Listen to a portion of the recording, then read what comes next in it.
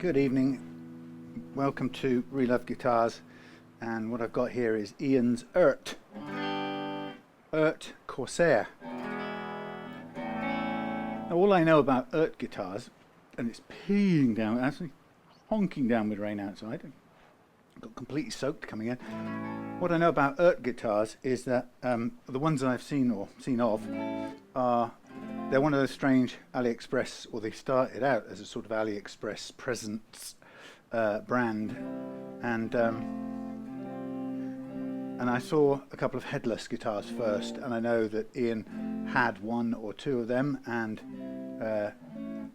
John Robson, guitarist, reviewed them, and subsequently reviewed one of these as well, the Corsair, and declared himself, from the first touch of the headless neck, declared himself madly in love with it.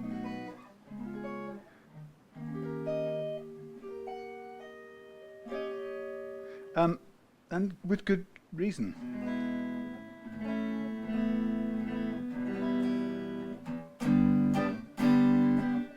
Now, a question Iain asked me before I go any further with this was, does the sound get muddier as you reduce the volume? And I wouldn't, not noticeably for me.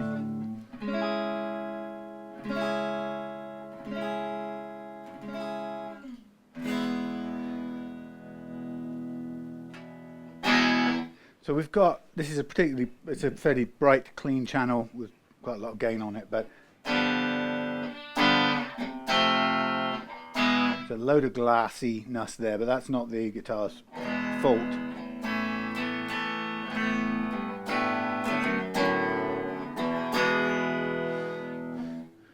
So my first impressions, having played this a bit at home the other day, was that actually, yes, the neck is lovely.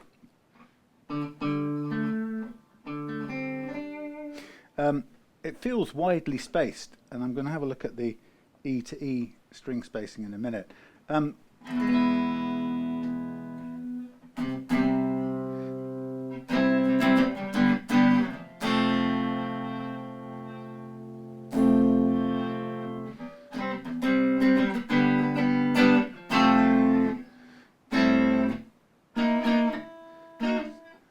Yeah, it is a beautiful neck. I do like it.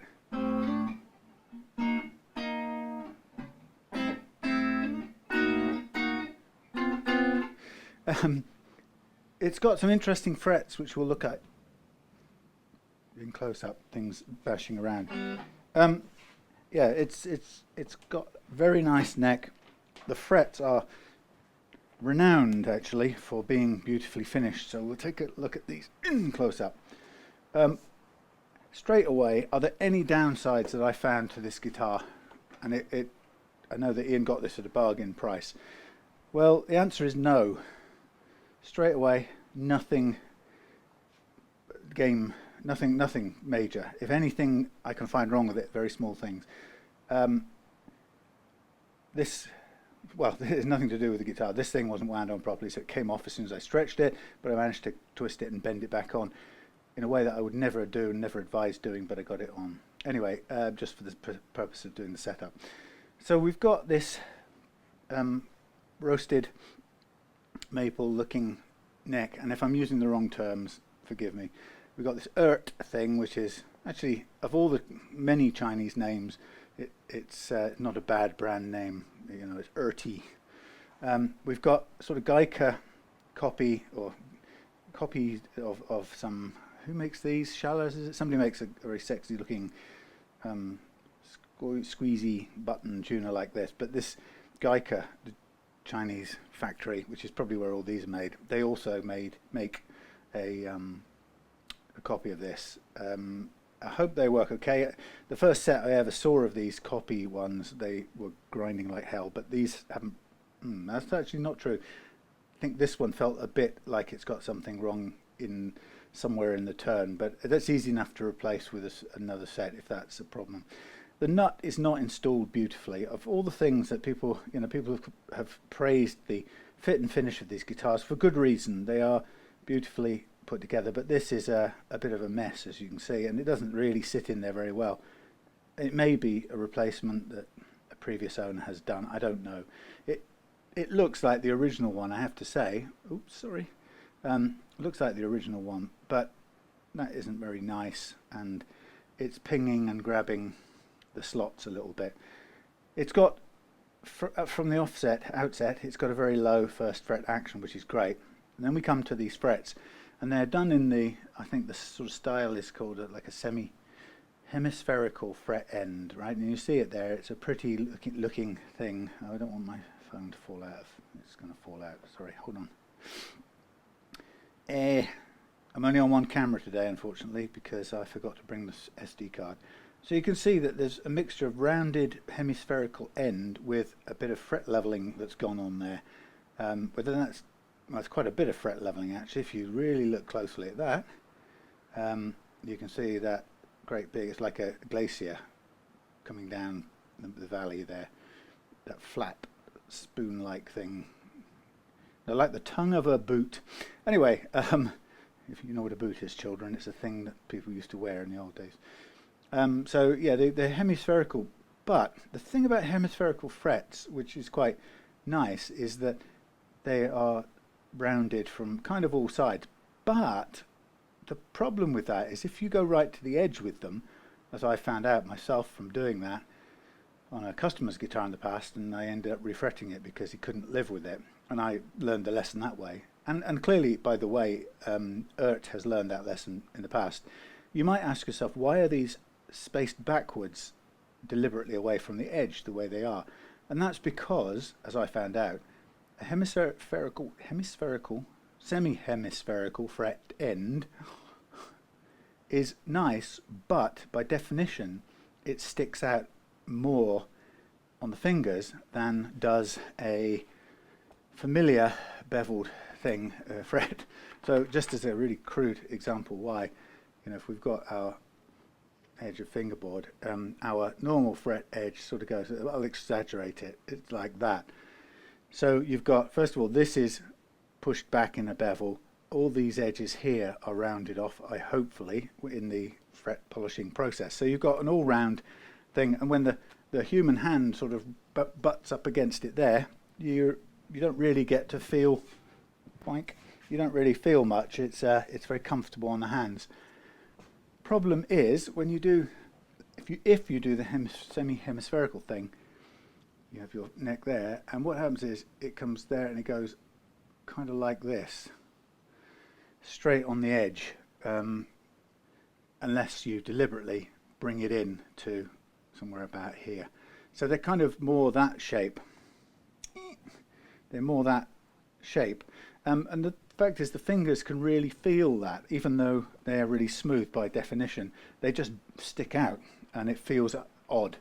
So what Eart have done is they have realized this, presumably, with some feedback from good customers and people in development, and they've deliberately set them back in. Now, for that to work, you have to have enough width for your strings to play on, and what happens is, if you look at the high E, there is probably enough room on there for anyone that needs it. I don't think it's a showstopper.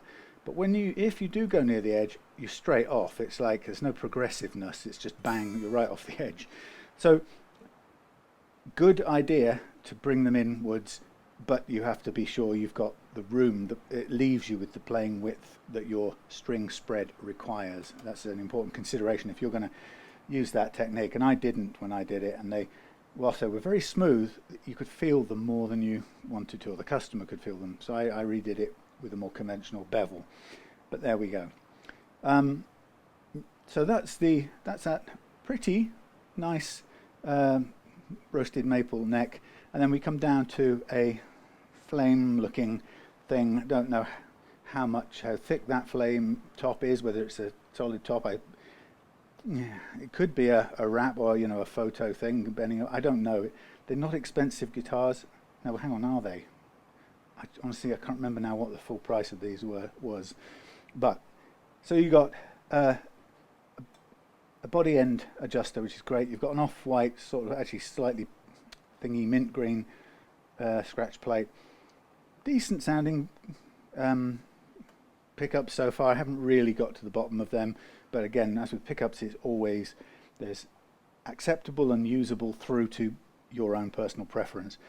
We've got a sort of ashtray bridge here, and we've got non-compensated brass saddles, and what Iain wants is replacement with the compensated ones, which these in fact have come from Vanson, so there you can see they've got the compensation in them, and being brass they'll kind of go well with the neck. So we're going to replace the saddles with those. We're going to fit some tusk string trees, new 1046 strings, and what I have to say is, to my surprise, I'm almost thinking, it's got dust on it, don't worry, it's from the bag. I'm almost thinking that we might get away without fret leveling on this, which is kind of wow. Now that will be a testimony. Well, I was going to say, this isn't new from the factory, so you don't know, you really don't know what the condition of the frets were. They've clearly been leveled, and the question only remains, were they leveled in the factory? If they were, that's a good thing. It's much better that they go out ready to play and ready for a player to have a range of good action. We've also got, by the way, a slightly chamfered or reducing slope here, which is quite nice, helps to minimize things. John Robson on his video pointed out that he really couldn't be doing with this backwards reverse scallop thing. And I agree with him. There's absolutely no reason other than a sort of copy from, what was it, a Guthrie Govan sewer or something. You know, it's a very particular look, this backward thing. And it, well, maybe it fits somebody who plays in a certain way, but most of the time when you're up there, you don't really, I don't know anyone whose hand goes in there. I could be wrong. It's just John Robson thought that was a bit of a unnecessary thing, and I tend to agree, but somebody may play in a way that it really suits. Okay, so at the moment, starting out, the nut could do with replacing. What I don't know straight off before I pull it out, this says it has a compound radius from 7.25 to 9.5. I have to say that doesn't immediately look like 7.25 to me, but I'm not really capable of judging it just by eye, so we'll test that. If this nut is wider, then could be problematic. It looks like there's a bit of a gap everywhere, so I don't know if it's been original nut cut out, something else put in badly. As I said, it's not brilliant. But we shall see whether we end up with a wobbly problem, but I'll measure it first before I go anywhere near taking it out. It currently has 0 relief in it, in this neck, so I think we should dial a bit of relief in anyway, and we'll basically lower the action to the setup. And I think in this case, yeah, we'll aim to start with, if the nut needs replacing, we'll replace the nut. We'll set the neck with some relief, it's dead flat. We'll set the action as low it can go, and then we'll listen out again for any bends and chokes. But it's been, whether a factory or in the previous owner's hands, it's been leveled. So it could be that we don't need to do any, because the frets look in good condition. They've been polished nicely, even having been leveled. So that's good. So it may be this doesn't require so much, and actually, just generally, I think Iain's definitely got a bargain here. I think you have to do your own kind of looking for prices. I can't do it right this second, and I've forgotten what the price range was. But anyway, okay, we've got 3.3. This is a very wide nut. I have a feeling this won't come very close to that at all. And the problem with changing it over is you have to bulk the nut out in some way or other, because it's barely, well, actually, you know what, that's as near as damn it, 3.2, 3.3. We might just go, so let's work with that. It's just on the mark. I'd rather it started out 1/10 of a millimetre or 1/20th of a millimetre wider, so I've got room to take it down until it's snug. I hate dropping it in and it going, yeah, that's fine, I'm fitting. Now, I don't know whether this B string is going to withstand any loosening to change the nut, but I think we really do need to change the nut. One of the things that if this was from the factory, it's a shame, it's an oversight, because look at the depth of those slots. I mean, that height of nut is completely unnecessary. The action's good. I'm a little bit low here, but that could be because of the flatness of the neck. But generally speaking, that's close to the right action. And maybe the previous owner has taken that nut all the way down to that level and left it like so, but I would be tempted to take off all of that excess material off the top. If I was a rich man, no, if I had a, if I could, sorry about this, I've got one camera only, I have to live with it. If I had a sharp pencil, which I probably immediately don't, what I would probably do is I would, if this was mine, I would take it down, way down, till the string was just about sticking up, and you would then have much better access to the slots. And if you had to live with that nut, you'd be then in a better position to make sure those slots ran freely. But we're going to take it out, because the point about this guitar is that it's good enough to deserve a good quality tusk nut. And this is a 7.25 inch radius, so technically this should match this if it is, as promised, 7.25. So I think the task becomes, we've seen that it's the, we can do something else first, can't we? We've seen that the nut will fit. What I think we should do now is put a bit of relief into the neck, so that we can test how it plays with some relief. And it gets the wrong size thing, as always. One that fits.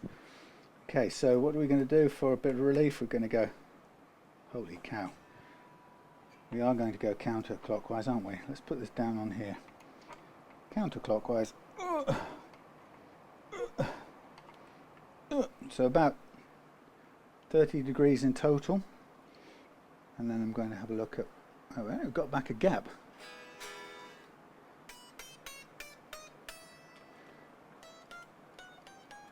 Oh yes, and then we're going to set the height. We'll pretend that the first fret is perfect for now, and we're not going to worry about the nut and exactly what it's doing. So the next thing will be to set the action kind of where we'd ideally like it,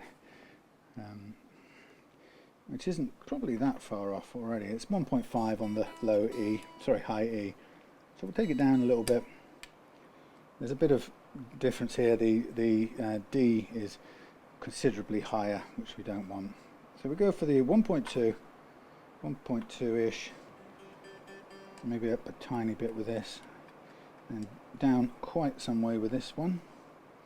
Want about 1.3 here. Yeah, that's all right. And then we want to level this one out with it. Now we will change these obviously, but there's no reason why not to get ready for the fret leveling now,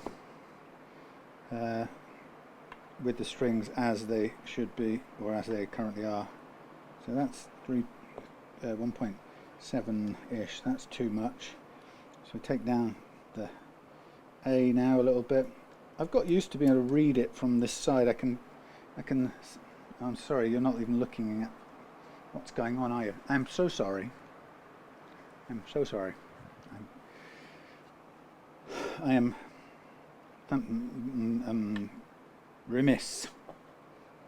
Anyway, so I'm just going to take this low E down to the 1.5 target, and we'll go from that, and then we're on, that's about right. Okay, so this, yeah, as I was going to say, it's when you're doing it, you can sort of see when a string is way out of that sequence. So a mixture of measuring, but also I can spot when one just doesn't fit the sequence and it's way out.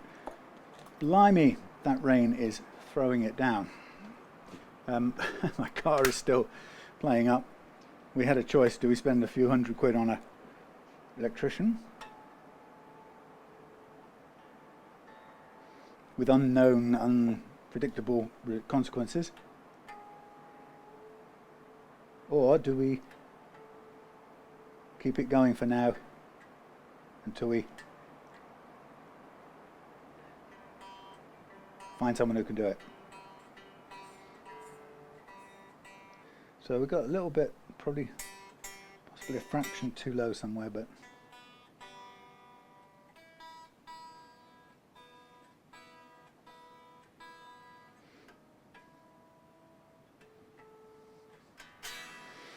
okay, so we've got the correct action and everything. Oh, I did want to check the width of the E to E, partly because on the replacement nuts it's a Strat setting, so it's expecting to be 35 mils, and if this is considerably different, then we've got a bit of a weird custom thing going on. Well, actually no, it comes in at 35, actually 34 and a half, so that's perfectly good for this.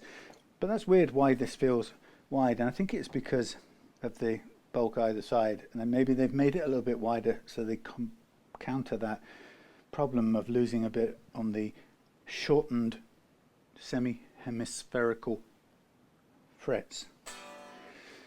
Anyway, so what we want to know is, do all the notes play?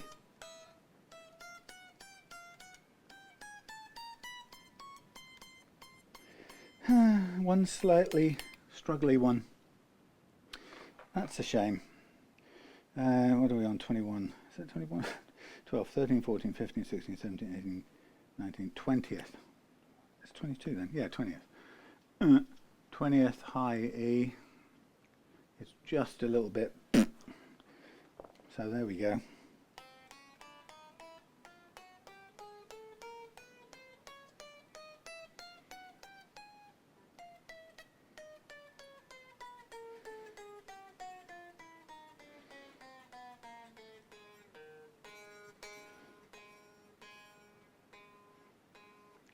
Still very flat, really. Yeah, very flat indeed.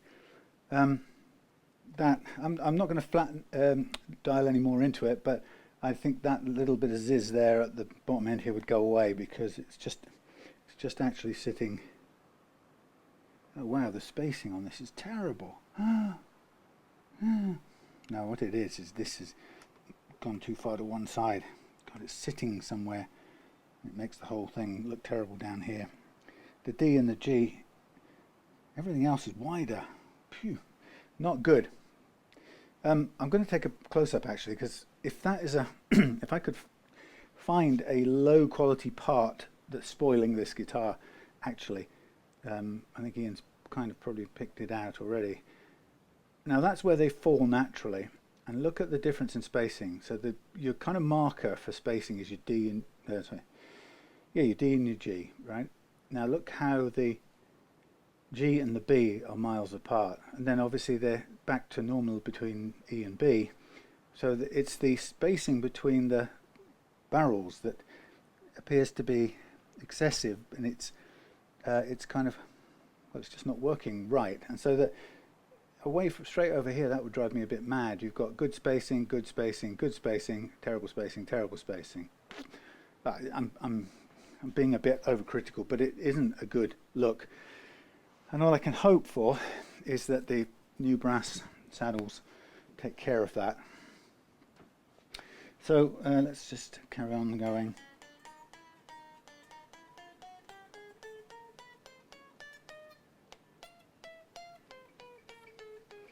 It's not uncommon that when something's nearly perfect in the fret department, it's the edges that are out.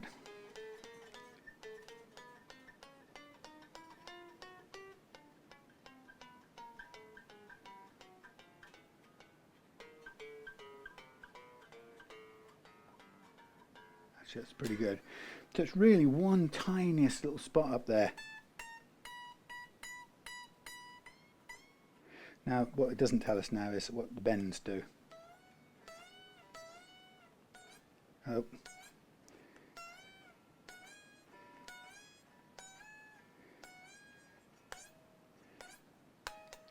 So we've got the 12th fret high E bend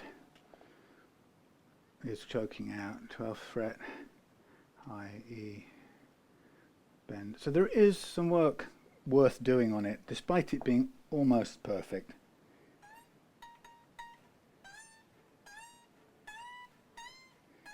what I wager is we've got a low spot down here.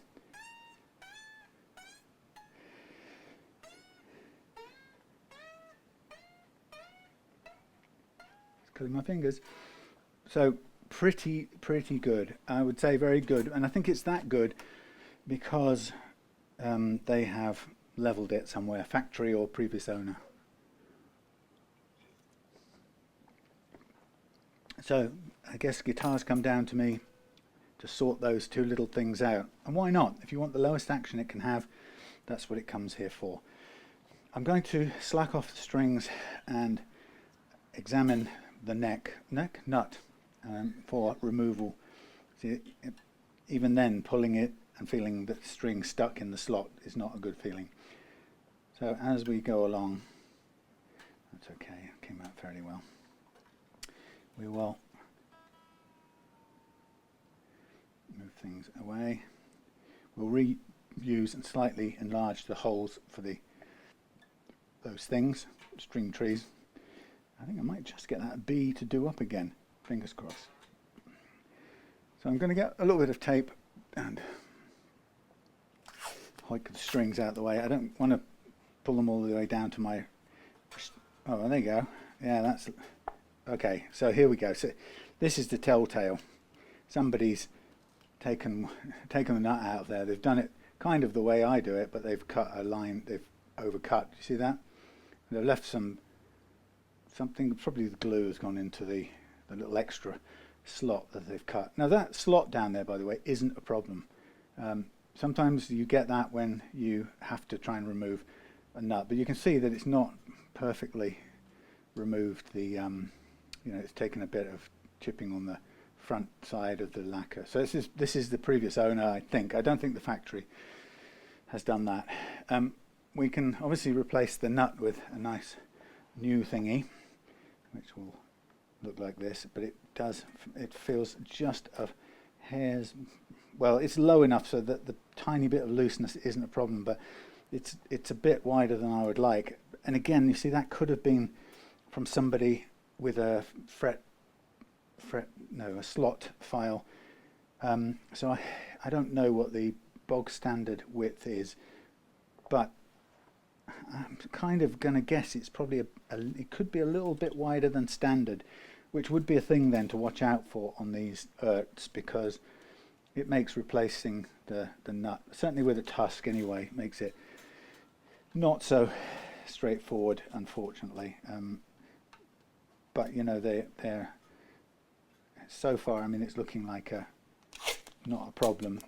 The things you can do with a nut in this situation is you could technically, I could technically sort of shim this out a bit with a bit of plastic, but it's so close that it's a bit of a push to get it to rock. And actually, if it's then sitting on its front edge, all that I don't like is the look of this gap. So when that really bugs me, sometimes what I'll do is find a piece of either scrap tusk or even a bit of bone, and I will just glue it to the back and work this down. Work this down. I might just do that just for the sake of it. I like to get it perfect. It doesn't really matter what that material is, because the bulk of the work is going to be done obviously just by the this stuff, tusk. Now the question is, first of all, is the configuration happy to receive a tusk nut? And what I'm looking for is, if I put that on there, there's a fair gap. So that means it's slightly too high, which is great. What I don't want is start out too low as well as slightly loose. The truth is, you could put a bit of copper tape on there till it's the exact snug width, but I've got a feeling, well, I haven't got a feeling, it's a fact, scientific proof. If you look down on this, you'll see that it widens towards the middle. So what's being done is that it's been sanded or something, and it's got wider here. So I really don't think we're going to get rid of that gap, whichever way. So it's been sanded by somebody who's sawn out, possibly Dremeled out the previous one. So the thing about stopping it moving, if that's the most important thing, is, like I say, you can put a little bit of material, what we don't want is we don't want it to push the front edge of the nut backwards particularly, but we don't want it rolling forward either. So it would probably, actually I've got a little thing here that might just make sense. I mean, I don't know because I have no idea about strictly what the measurement of this is, but I've got some sandpaper in a neutral colour, and I could attach a bit of this. This is my self-adhesive sandpaper that I use for making my banana truss-roddy things. Let me find the scalpel. So if I'm just a guess, this is probably quite a bit thicker than the copper foil or the, what's the other stuff? Yeah, copper foil. But you never know, it may just play ball with us. Now, obviously I'm going to go on this side. How am I going to do it? I want to go on this side, but, well, I can just cut around it. Now, the difficult bit will be cutting the back edge of this. Cutting around the front here isn't really a problem. So this is a curved nut, but it has a foot in the middle, which will very neatly hold the nut up. Oh, sorry, it holds the nut up if you're using it as if it's in a flat slot, but we'd have to take that off. It just occurred to me. But I'm still not 100% sure, I believe, the radius, but let's try it. Well, maybe they're right.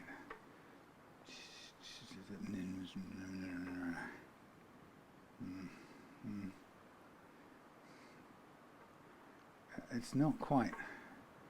No, you know what? They're lying. They say 7.25, but well, it's barely. And they say down the end here it's flatter, but I can't get to that. It doesn't really bother me what it is down that end. Okay, so we're going to need to take off this. Let's just take this off a minute. Sorry about that. We're going to take off the little foot, since we are on a sloping thingy, a sloping slot.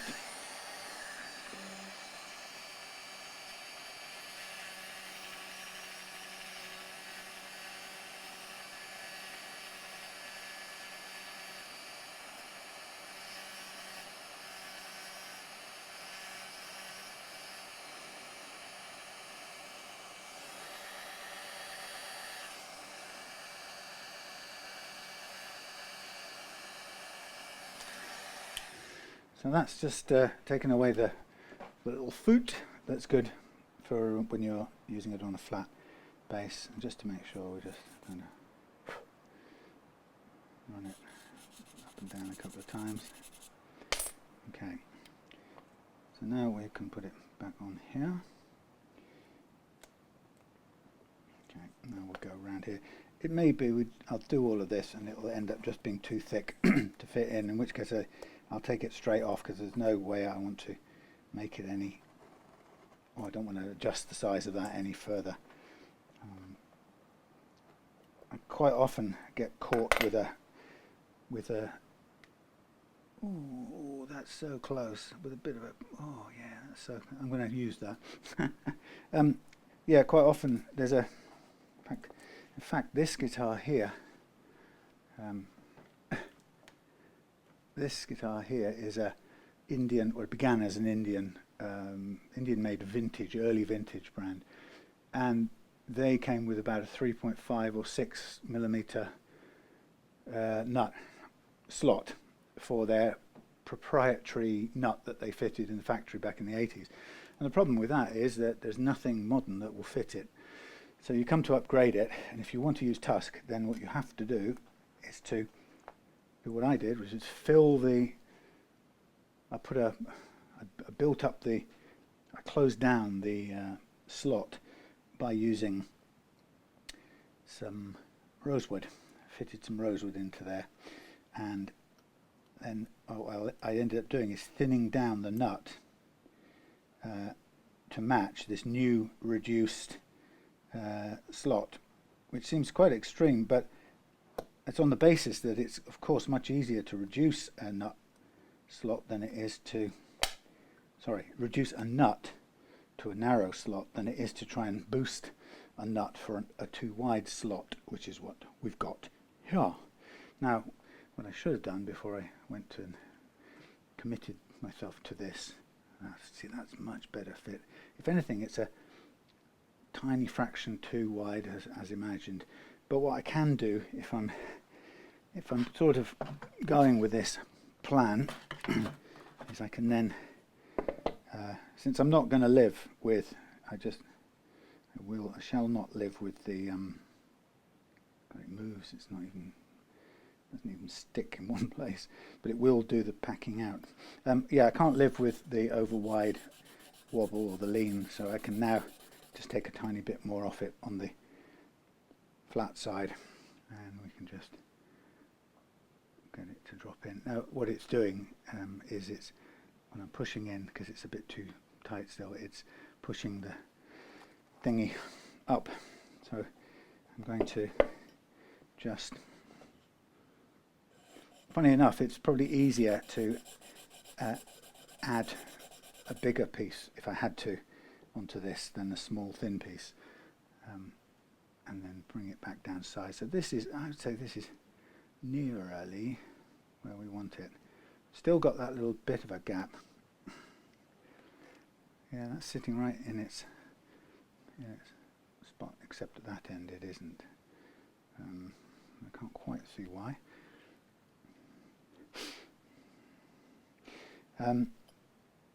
Yeah, we don't want it ping moving. So it's just a bit of paper for a shim. What I haven't done is just check that everything's clear here. Oof. Oof. Glue and detritus. That's quite, at least a bit surprising.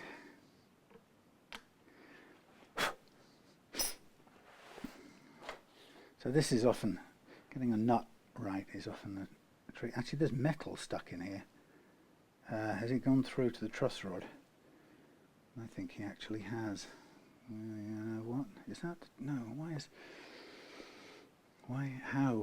how could it? No, let's see, is that just something caught in there? Or is it part? No, it's part of the guitar, blimey. Well, there you go, Ian, there's a little insight for you. See those little bits of metal? Somebody's overcut the nut slot and hit something. I don't think they've just fallen in from somewhere, but they're slightly out of position. Like, I don't know why the truss rod would be shaped that way. Can't think of why. But there are three little bits of metal there, and they don't look like they want to just to fall out. And they don't. I mean, they could be really stuck in there, and just that's why. No, they're part of something. It must be part of the truss rod. So there we go. We that's what you get for cutting down a bit carelessly.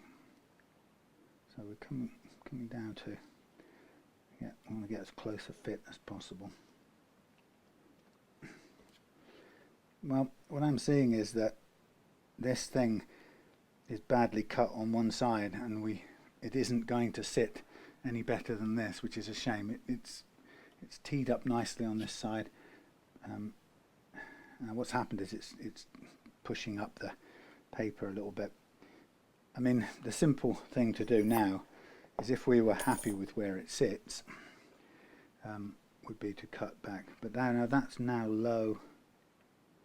That's now lower than it was. So something was blocking that. Okay, well, this starts to get ornery because let's just. I'm just going to now cut across here to remove the extra sticky paper stuff that we don't need. No point having it stick up. There you go, pull that off. So that, somebody has made a mess of this in the past, unfortunately. So there you go, that's got a bit of a wedge going on in there. It will actually stay mostly there, but it's actually seated lower than, well, it's seated where the base of this slot has gone. Let me just do a quick test. The annoying thing is if we if it's too low, then shimming a curved base nut is itself a right royal pain, so we'll have more misery to do. So, and again, like I say, it's you can see the unfortunate damage that's been done in a previous life. I can't think for a second it's the factory, but no, that's now too low. That's sitting on the. Hey, well, the only way I would make this work normally, there's no real point trying to cut a new nut from scratch, and there's no point really building up, trying to build up a curve or fill in. So a better option would be this, to make this one adjustable, which in a way is a little bit of a pain in the what's it, because it's perfectly doable, but actually it's all I can do for this replacement. 7.25 standard Strat. So I guess what I'm saying is, if you look closely at the state of this slot, you'll see that it is not pretty, and it's not been done very well. Can you see how ragged it is? And you can see where the drill bit or whatever has gone down into the bottom, but it's not even square in there. Can you see that? It's kind of narrow at the bottom, wider at the top. It's a mess. So that's the downside of this. And I'm just really looking for a way to make this work, and it's got to work better than that thing wasn't working. I do have some bone nuts which may start out being wider. I don't really want to go to bone, although it's a fairly decent material. I'm just trying to think of the best way around. I mean, it's a curved base which we would have to recreate. See, the bone ones these are Chinese bone nuts, but they are actually just about a bit wider. They would be a snugger fit. This is starting to be, and they're taller to begin with, so I think I'm starting to play a losing hand with this tusk nut. I think I'm going to make an executive decision, and we're going to have to abandon tusk on this, I'm sad to say. We could take a lump of new bone, it's called, but even that, I don't think that's worth struggling for. I think let's do, I don't know if you can see me all right, let's do a little bit of, a little bit of sanding here. Now, the thing about a curve is it's not that impossible to make, but you do need your thing. So we can put a 7.25 inch radius into a nut. Again, it's more work than I would like to have done, but that's what you get from picking up a previous owner's tweakajings.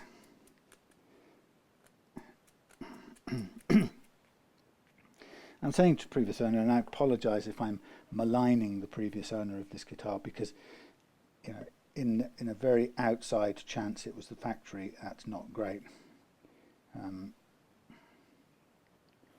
all I'm just doing there, you can probably see, no you can't, I've just drawn the curve onto there, the 7.25 curve, and so I would need to create that with a bit of combination of a little bit of Dremel sanding. Whoops, drags the material. So a little bit of Dremel sanding and a little bit of radius scraping, which I get the correct block in here, if I can find it. 14, 7.25, anybody? 12. It's always the way. It'll be the very last one, if that. 7.25. A bit covered in sawdust or whatever. Right, so I'm going to do a little bit of sanding with this to shape it down. Stand by for bone dust flying.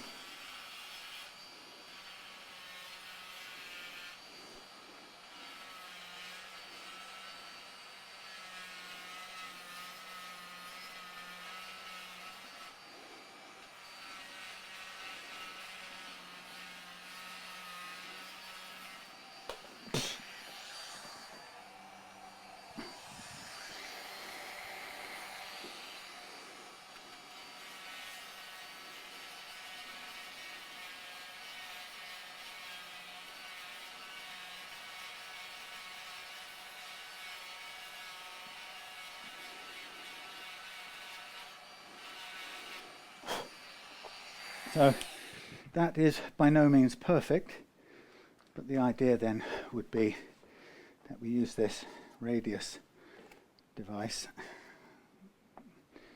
this little thing here, not a very good shot, little device here, and we use it to drag ourselves. Actually, we can use a little tool to do this.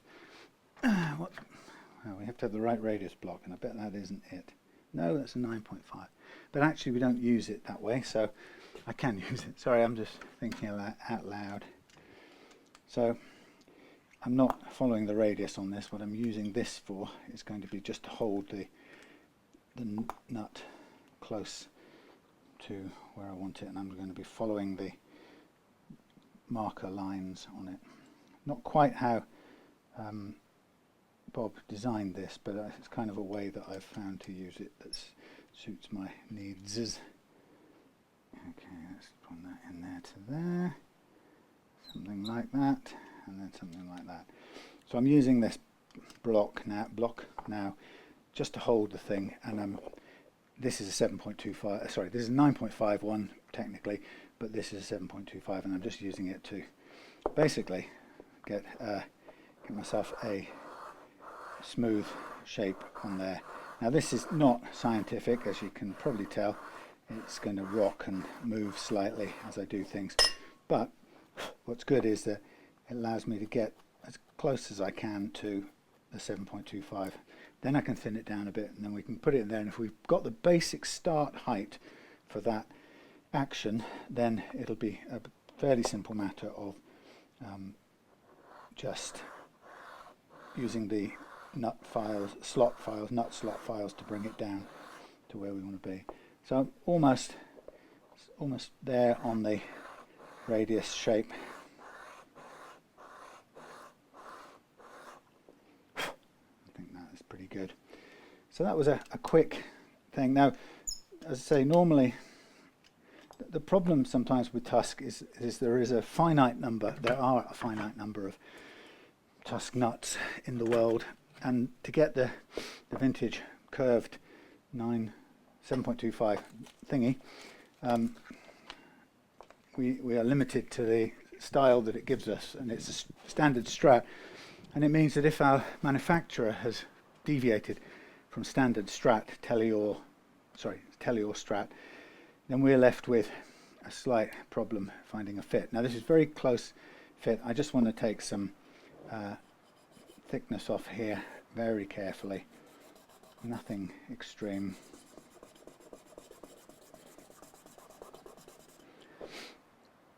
And then wait for it to just reach its perfect slide in point. See, I can feel even there that the various thicknesses are all a fair bit akimbo. So whoever did this thing, was a little bit, there was a bit of an inconsistency crept in along the way. I'm going to do a little bit of thinning down at this end, hopefully.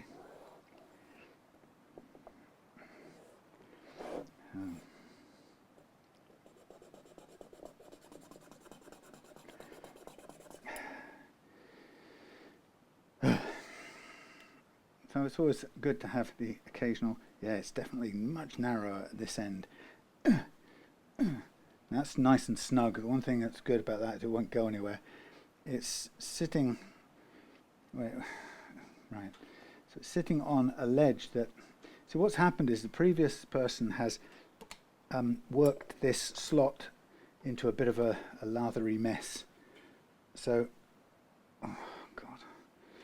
this corner, this little corner over here is not even square, and it's just so difficult to see how to square this off.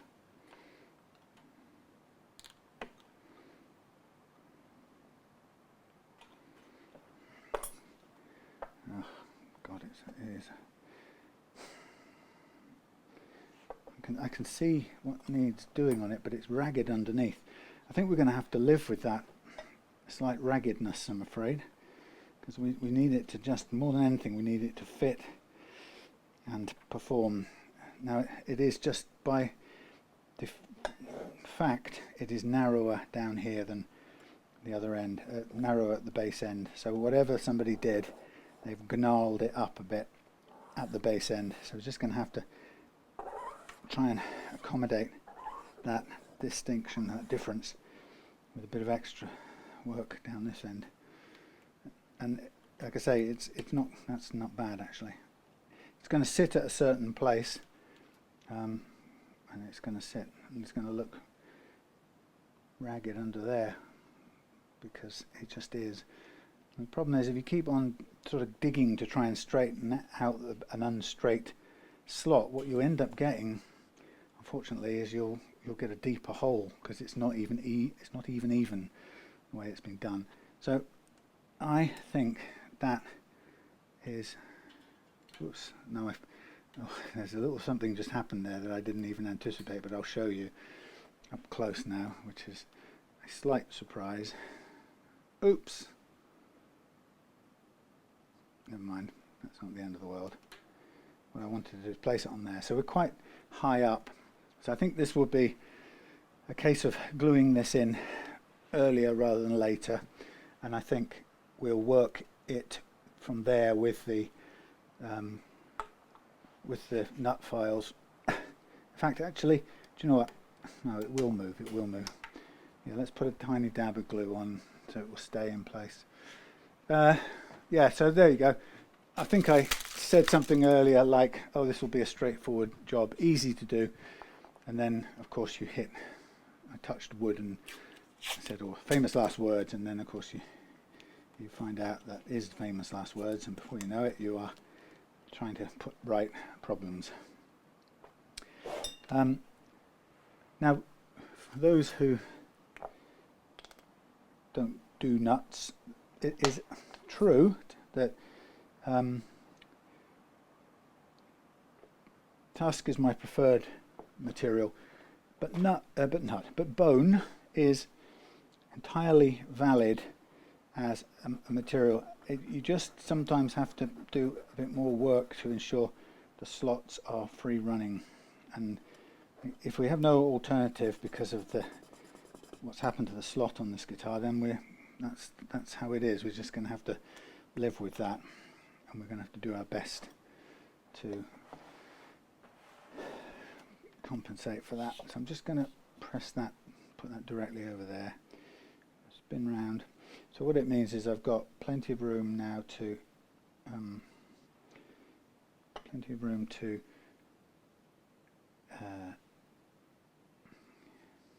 what's the word I'm looking for?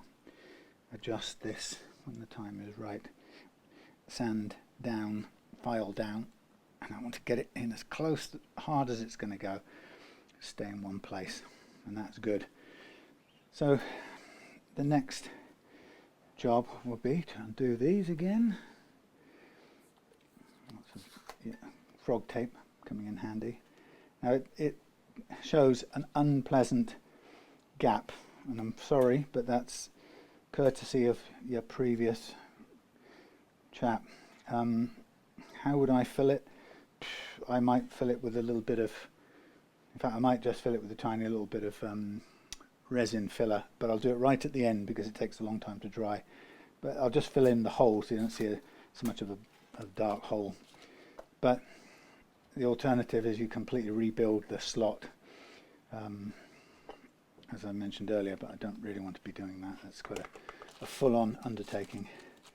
Right, thank you Chinese bone nuts. I ordered these for a job a little while back and never used them on that one, so they have thankfully come in handy. What I'm going to do is I move a few different things around. That's good, that's good, that's good. That can go out of the way. Those can go there. That can go out of the way for now. These can go under there. Obviously, when I get the playing action right, there's going to be some filing down to do, because I don't want this great massive nut sticking up. So now what I'm going to do while we're at it, I think what I'm going to do is I'm going to colour the frets ready for levelling, albeit a relatively small amount of levelling that we know is required.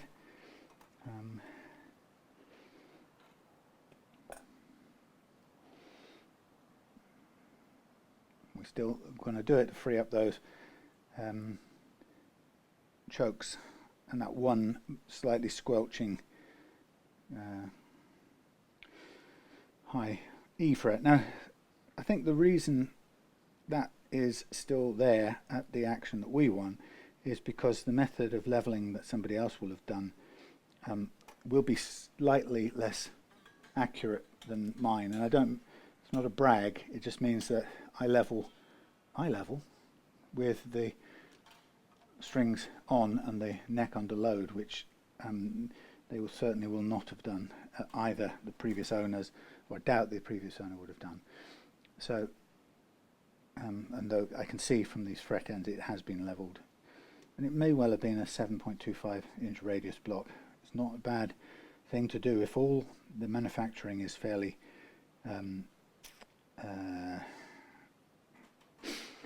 precise, and your 725 radius on your guitar actually is close to the 725 radius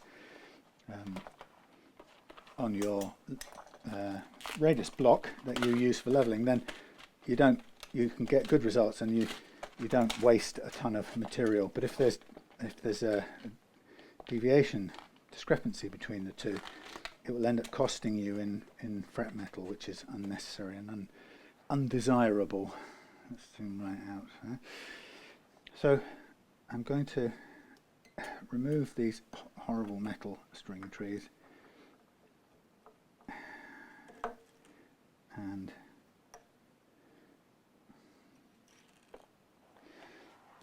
we're going to replace them with these tusk ones. There's no reason not to do that, even if we can't do the make the nut tusk. We'll still give it a better chance. So what I do is just add a slight widening to the hole, because these tusk ones have a slightly bigger screw. And the last thing you want to do is upgrade your string trees and split the headstock for some reason. Thank you. So always that little extra bit of widening to help is good. Okay. So I think the monsoon has died down a bit outside.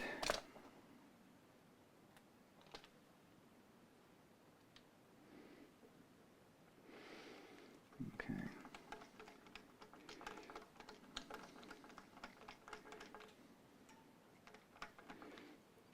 Come aboard. Right. Nice, nice, nice. Yeah, so the number of problems that previous nut job, that previous nut job had done, you can see makes it very difficult to do further nut improvements. So I'm just going to put some loading on here. Okay, so the action, first fret action is, these nuts, by the way, are not 7.25, they're a more standard, probably a 12-inch. So I'm going to need to do quite a bit of slotting towards the edges. As long as the middle comes in at the right sort of depth, and it is, then it just means more work on the outside, which I'm okay with.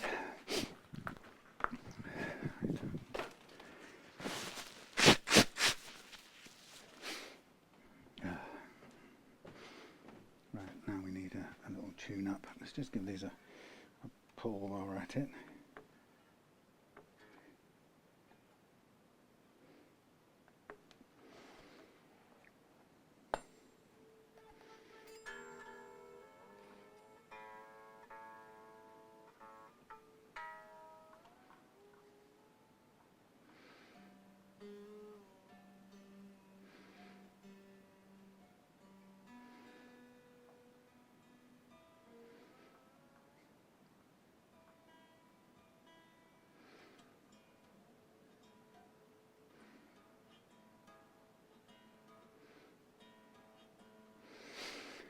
Okay. Oh, there was something I forgot to film the other day that I wanted to share with the world. After doing Ben's 335 rewire and going through the difficulties that that presents, one of the things I wanted to show you is what I did.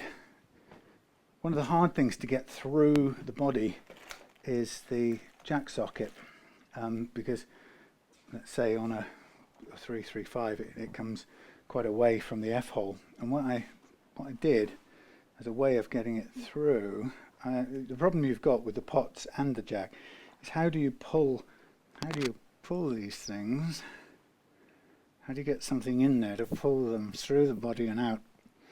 And it's very difficult with the pots, and it's even more difficult with the jack. But what I discovered was this. I came up with a plan. So I folded over this, what do you call it, cable tie, and pushed it through like so. I cut the end off, the other end off, by the way, so it's not a big lump. But so that gives me something I can pull against, and it's pretty tough. But once I've got it in place, you will see if I hold it down here, it will pull free. Look at that. So I just thought I'd share that little technique with you. Right, I think I've got to do the nut slot in. Now, when I'm working with bone in the past, I have been more comfortable working with a V file because it cuts very reliably. So I may start with that, and I may just round out my slot bottoms, baby, with the files. So here we are aiming for the correct depth on the G. So going back to the old technique, I'm going to open up this slot with the thingy, the V notch file, and I'm going to sort of check. That's almost perfect. So I'll stop there, and then I'll do a little shaping sort of push with the G. That should get it nice and wide, or wide as it needs to be for the string. So now we'll move to the B. So it's very little, but it will, there'll be more doing now as we move out. So we switch to this again.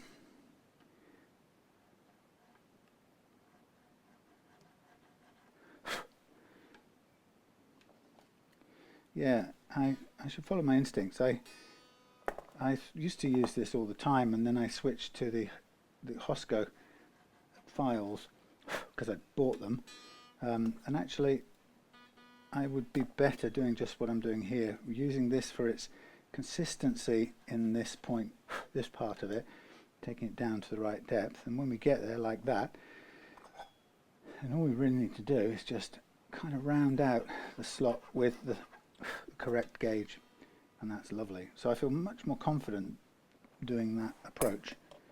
Now, he said blighting the whole thing. When you have to go too far though, there is a kind of challenge, and that is when you're going very deep with any file, it can wander off in a direction that it chooses. So as you go deeper, the bottom of the thing moves down to one side. But I've actually found that this V notch file, as I called it, is quite good at controlling that. But there'll be more to work on the low E side because there's quite a lot of material to actually physically shift. Okay, we're getting close to it now, so I'll shift to the 10 and just try and bottom out on that one. Very close. Check it's the 10. Go back in. Making sure it's going a backward thing. That's lovely. I like it. So we're going to take this one off to one side, as with this one, and we'll concentrate on the D. I'm a bit stiff.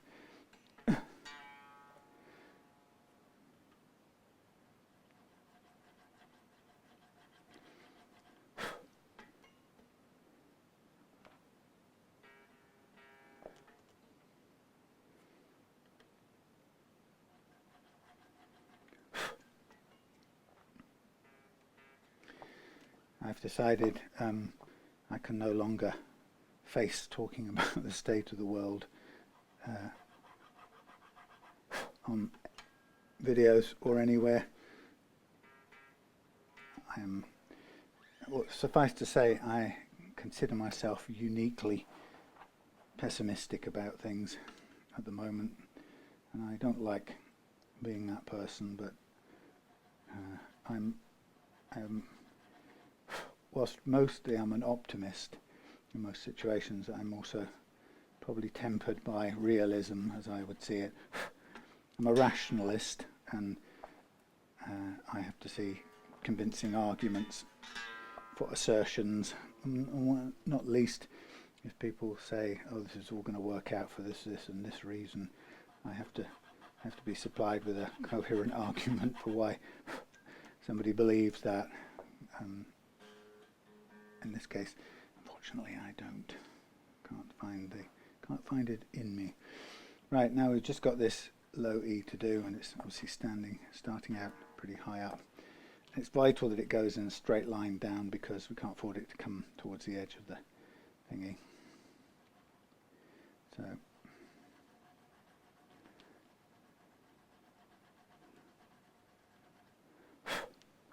now that's not a very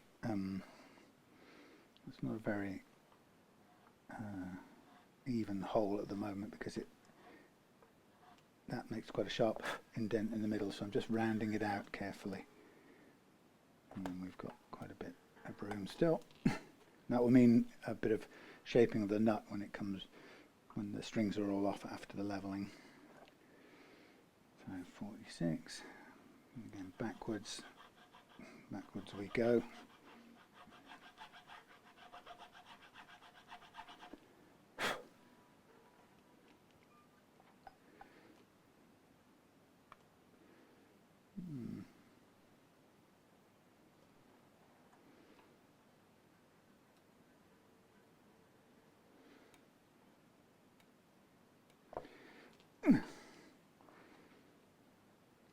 Quite a long way down to go here, so I'm going to go back to this one. Did something move there? Interesting. There was a bit of crunching on that particular tuner previously, so I'm going to have to watch out for that. Or just really so that Iain knows, keep an eye out if it's going to need changing.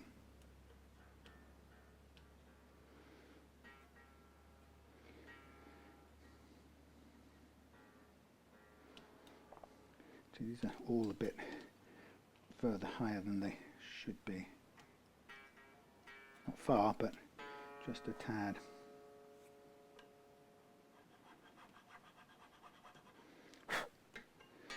Yes, I'm afraid I've reached that point. I can't see a positive way out. Not way out. I can't see a positive way forward. And I really dislike being in that sort of position.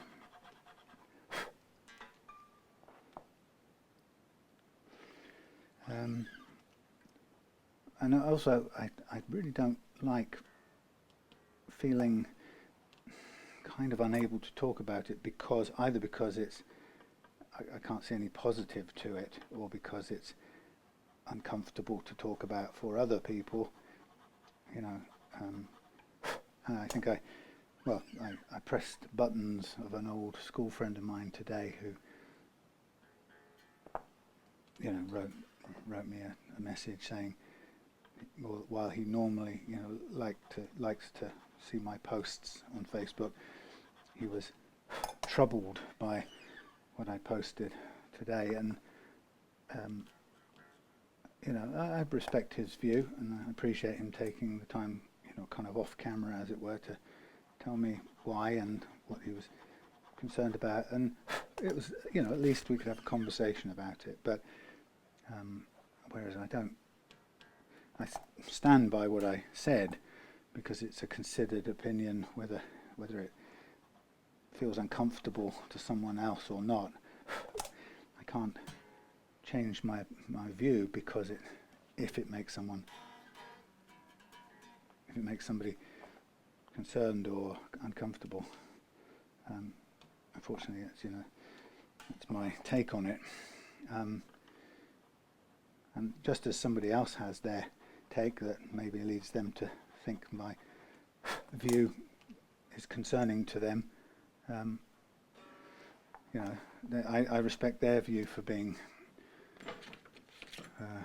deeply thought out and honestly held. I think that's probably the way I'd put it. Okay, so let's just have a quick double check. Anyway, there's no putting it right. We just had to probably agree to differ, really. Okay, so we've got our playing action. Everything's good. Now we'll do the fret leveling under tension.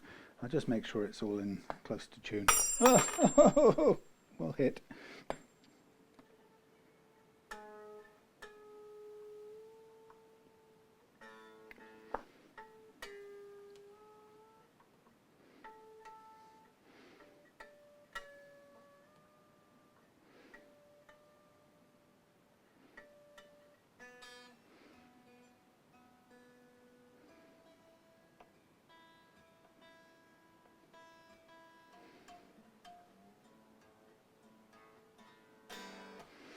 Okay, get the ye olde thingy fret leveling kit out. I've used this for a week or so. Been doing other things. Got time to do it. So we've got just a little bit of a choke out to clean up. Mainly, it's in good shape, and it's a compound radius. So the good thing about the banana technique is that it works happily with the compound radius, because it's narrow. It doesn't impose a flattening any particular radius. I mean, this beam has no radius of its own. It's effectively working in tangents across the neck. Is it tangents? So it's kind of like samples of the radius. But as you move it, it's sort of, you're moving it with the existing radius, and in a sense, as you're going like that, you're moving it with the 9.5 inch radius here and 7.25 inch here, and so it kind of respects whatever the underlying radius is, which is why it's much better than using a radius block. And you couldn't, sorry, on this, I mentioned the radius block earlier, it wouldn't have been a radius block level. Somebody hopefully would have spotted my error there. Couldn't be a radius block level because it's compound radius, and you just couldn't do it. Okay, so now I'm going to level the high E, and I pretty much expect to see, I almost expect to see, I'm going to have to redo this because this is turned where I don't want it to be. Damn it. Sticking in the way. Right, start again. Yes, it couldn't be a compound radius. End of story. It couldn't be a radius block because it's compound. Right. This was, the little end bit on here was sticking down a bit, so I just wanted to move it out of the way and reset it.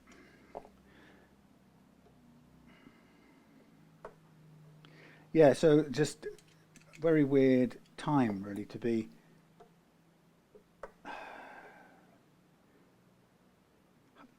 hopeless isn't quite the right word.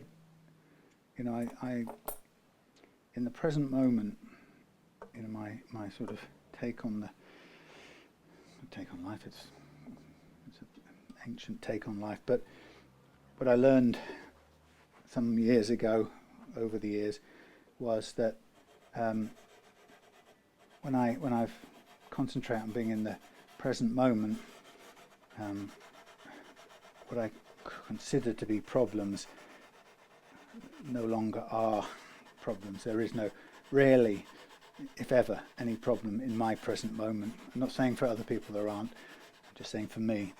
And usually, in my experience, my unwillingness to be in the present moment, be at peace in the present moment, is what causes me suffering. And it's never been a better time to apply that than in this sort of world situation. I'll come back to that, big, from the heavy philosophy down to the nitty gritty. So, not cut. It's hard to see. Lots of reflections. Hardly cutting, cutting more, cutting a lot. Hardly cutting, not on the edge, not cutting at all, not. So that's a low spot right there, big low spot. Then we've got a high one there, okay-ish, high, okay-ish, okay-ish, a bit high, okay-ish, okay-ish.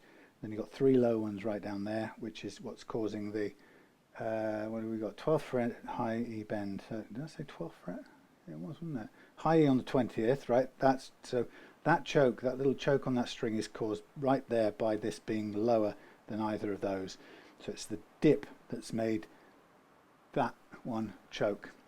The 12th fret bend is just probably a high fret somewhere in the way. It's probably choking out somewhere there, and we'll take care of that as well. So it's an interesting what it reveals straight away. What the question is how do we get rid of this problem down here? And the truth is we have to concentrate on bringing the frets around this 20th fret low spot down a little bit, so that when we press our note in there, it doesn't squelch out on the next one. And we're still a bit low, but I suspect we might be at the point where we can just about hear it frees it up. So you don't have to be perfectly level, they just have to play at the level of the action that we've chosen. Still squelching there because it's in the low spot. So I am going to put the banana to work some more, because that's why we started out on this. So I'm going to, as you can probably figure out if you've got two brain cells, notes choking because there is a relatively significant low spot on the neck. Notes choking because of that can only be solved by basically bringing down the surrounding frets to alleviate that low spot and basically reduce the divergence between that and the next fret, which may not be technically high, but it's relatively high.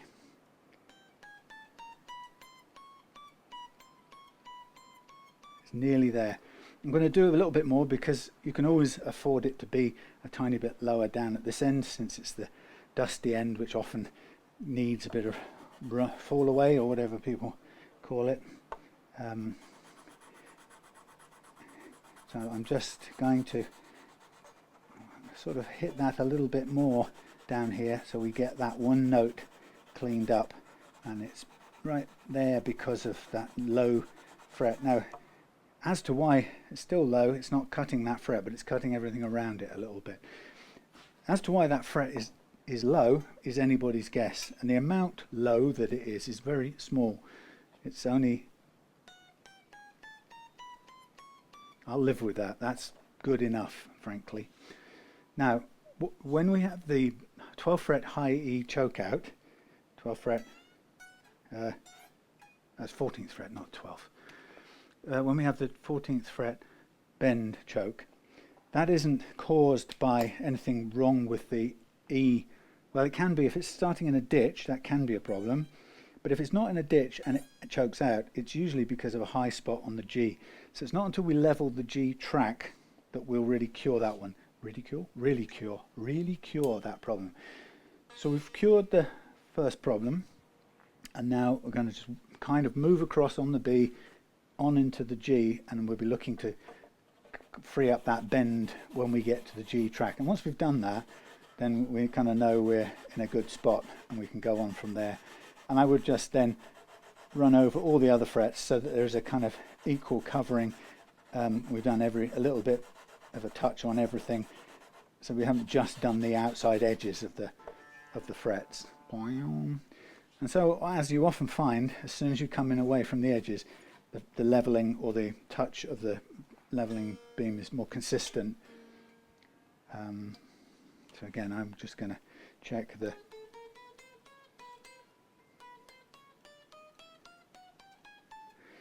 that's fine. Now we're going to go to the G, which is the kind of critical one for the high E bends. So I'm just going to make sure that I recalibrate on there, because it has a different shape. The neck has a different, or not the radius, it's the, oh God, what am I saying? The relief curve can be slightly different at this point. Now you have to remember that the relief curve, as we noted at the beginning, is still extremely flat. So in a sense, we're pushing this this action on this guitar quite hard because it's such a good, well-made, well-fretted guitar. But we are pushing it. We set a very flat neck and a low action together. On Telecaster style guitars, that's often a little bit too much. Doesn't often like it. But this one is well made enough to do it. So now we're into the G track, and once I've done the G track, I would sort of expect that we alleviate the choke out on that 14th fret from the high E. And in doing the leveling here, it's when we might see where the high point is that it's running into, assuming it's not choking because it's starting in a low spot. There's an issue about the geometry of a curved neck that means when the geometry is very tight, like a 7.25 all the way, it's very hard to get very almost impossible to have a very flat neck with a very low action at the other end. It has to be a little higher than my normal target action, and that's not a failure of process, it's a limitation of the geometry of the neck. You just can't do it, because you basically, if you're thinking 3D, your string is starting its bend from down here, and it's going up to the top of the neck up here, and then its anchor point has gone back down there, and the difference in vertical height between those 3 points sort of takes away the clearance that you can otherwise depend on. Now we want to bend. Now it's not choked. It's pretty good. We're just suffering from a little bit of zing. So it's zinging out as we bend it up there, it's zinging out on the next fret here. So I'm going to just concentrate a little bit more leveling in that area there, around the 12th to the 14th. And when I say concentrate, it's a bit of an unscientific term. What it means is I'm going to put this back on here, and I'm going to look at it hard and think about it as I press down a little bit more in this area that I have the problem. And that is extremely unscientific, but it seems to work. And so what I'm just hoping for is, as a result of that, we get that little zing on the bend is gone. Like I said, if we can't do it, then I have to make a judgment call on changing something else, and it may well be that the thing to give on this setup at the moment is the extremely flat neck. It's pleasant, but I like that.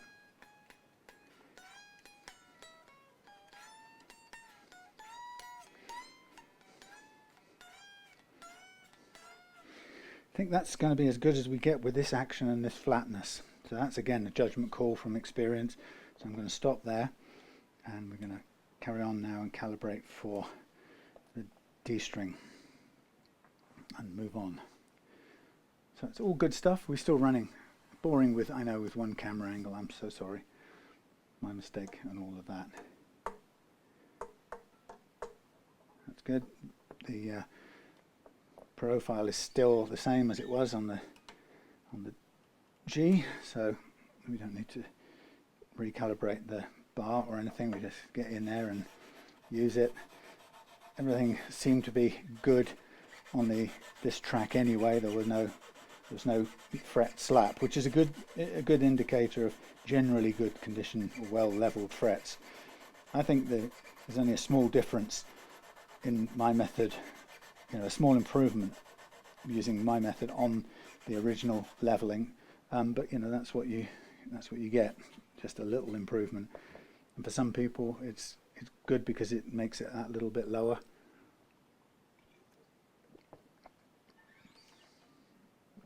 Without the bends and chokes or anything.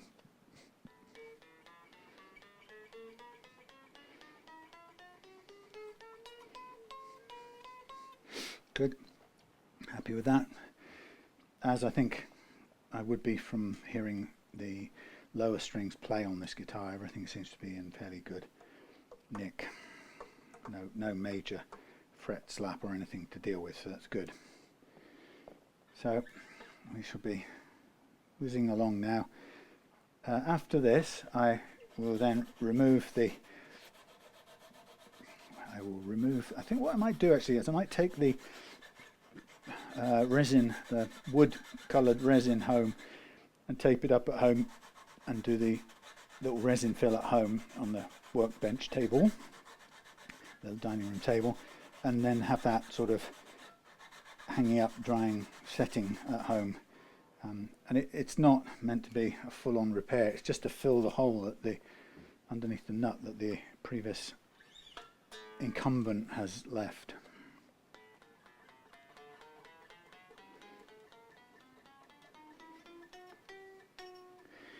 Very good. So now we go onto the low E, and this should be pretty straightforward too.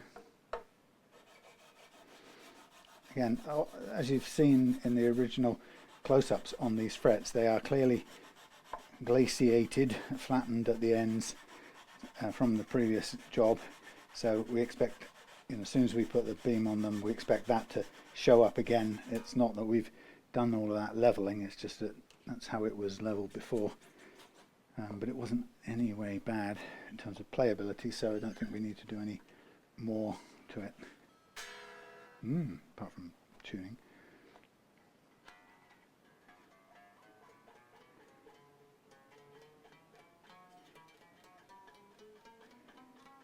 Yeah, I'm happy with that as a set of clean playing notes. So that's good. We've sort of improved on the original leveling, which whilst good was a little bit inaccurate in some ways. Now what we've got is a nut that needs rounding off and sanding back. We're done with the strings. We're going to change these saddles over. I think what I'll do is I'll get my machine gun and use the undo. Oops, wrong way.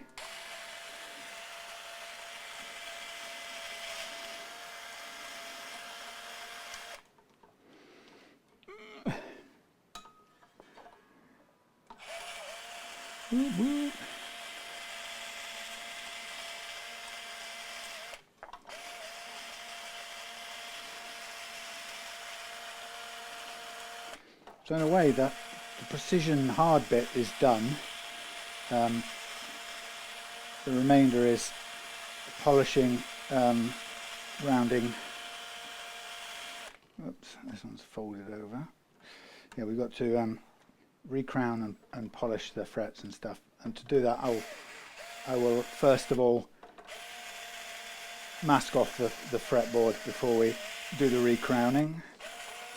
That's a bit of a boring process, but you're welcome to stay with me while I do it. Now, I could always use sacrificial strings, but to use these again that have been through a Strat actually means that we have to straighten them out, and that just takes a lot of time, which I have not got the time for right now, so this is what's happening. Sorry. So there's some cut strings, and then we'll push these out, and then we'll take off the saddles. Good. Once the saddles are changed, then we'll put on the masking tape Right, so that's that out of the way. It seems to have stopped pouring down.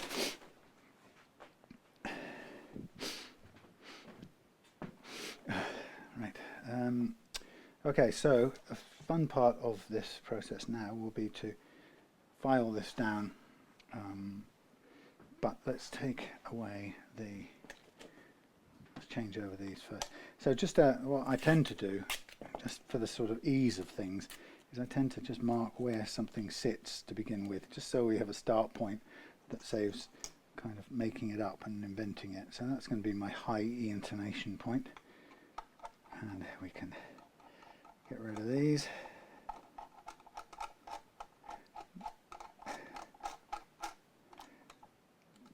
Like so. Now, did they have any? No, they don't. I don't think they've got any specific. Oh, it says middle. That's very nice of it. And maybe they're different length grub screws. Oh, so that's not what we want. We want outside one then, don't we? Outside. Do they look the same? Well, hard to say. No, there's a bit of I think that's the bottom one. I think that's the top one. They're actually the same length, but it's confusing looking. Okay.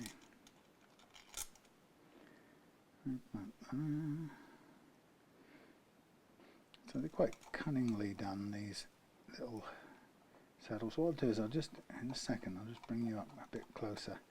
Actually quite hard to get the first bite in here, because it's hard to even hold them in the right plane.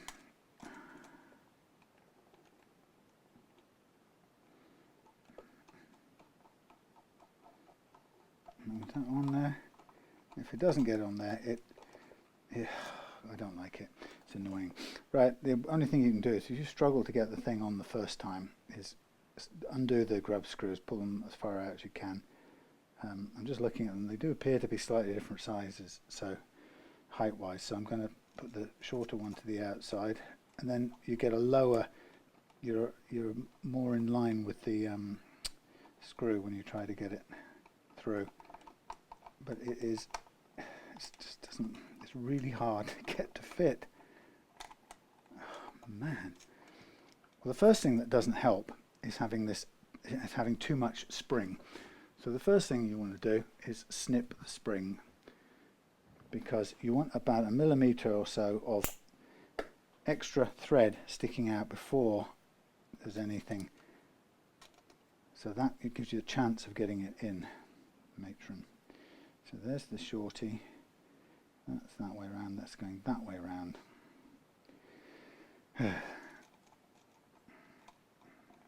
In you go. I think that's on. Right. Then we can do the height afterwards. So let's bring this up here. I didn't put away the fret leveling stuff, which I should have done if I was a good person. That goes in there. That goes in there. That's all that. That's all that. Out the way. That. Right, now I need the mirror to see what you can see. See what you can see. We're looking at the bridge end of things. There we go. Sort of. Sorry. Terrible. Right, so this we've discovered is the middle one. Again, we'll set all the things. Actually, they're different heights. That can't. The middle one must be the same height, but they're not. They've got different height grub screws. Oh, that's because it's got a cutaway on it. I don't know. This is really odd. They appear to have the same length, everything. Maybe I was just imagining it. Okay.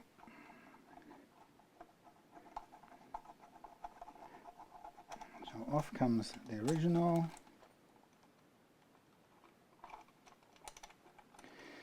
Which I found myself doing to escape worrying about things or thinking about things, not worrying, is I found this guy, Trinidadian guy who live streams from Trinidad, which is a place I was born and grew up for a few years before being brought to the UK, and he live streams things like carnival events and so on.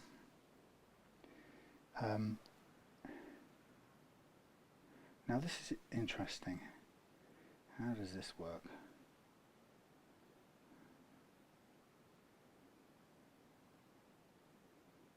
It doesn't work, does it? I'm right. No.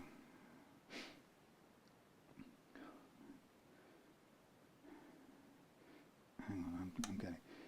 So that's there, and I have to bring that back physically to there, and that comes forward. But I can do that with this, right? Hold on a second. So that's there. That's there. Back. That to there. And that has to be forward. So this has got to be the middle one. Yikes. Confusing the legs out of me. You've got to get the stagger pattern right, and it's definitely confusing me. Yes. Anyway, so this guy called Brandon, who does live stream of things, but what he does real time stuff. So he doesn't just do a 2-hour event. And it's, for me, it's really nice to have somebody who kind of captures the feel of a place that I really have loved, but don't get to see as much as I would have liked. And because it costs a lot, and it's a lot of upheaval and stuff that I can't afford to do. Anyhow, so he does these live streams, and he does them for about 8 hours a time. So he does kind of sitting around waiting for an event to start. He got on the inter-island ferry the other day and live streamed the whole trip from Trinidad, Port of Spain to Tobago, and then once there, next day started live streaming sitting on the sea wall in Scarborough, waiting for these steel band events to begin, and it was just about an hour of him, or the camera view, sitting on a moonlit night with the Caribbean Sea coming in and the distant sound of sound systems and calypso and soca playing, and it was just okay. So why is that stiffening up? Why is that stiffening up? Come on, you've got tons of. So this now is not making sense to me. I'm just going to have to push that in a bit, see if it's level. Yeah, so it was just a really nice kind of. What I would love to be able to do is just go and sit there on that sea wall and just listen to the sound of life as it is there going by. And it's just like there's no purpose to it really, just other than experiencing it. So I really enjoyed that, and it's been a nice kind of escapist thing for me. But I'd much prefer to go there. Right, high E is where it was intonated to. These are, I'll worry about the heights when we put strings back on, but that's that bit done. Yeah, so been more and more enjoying that sort of content on YouTube, sort of long form stuff, and enjoying the sailing brothers from Cardiff who've been going across the Pacific in their boat. Love it. Let's do some filing here. Let's have a file to do it. Yeah, Sailing Brothers, 2 Cardiff lads, similar age, or maybe a year or 2 between them, brothers, and they've got their, I think they had never sailed before a couple of years ago, and now they're sailing off, well, they're now currently on the way to Tonga, and they're going to spend the winter, or the 6 months, I suppose the whole over winter,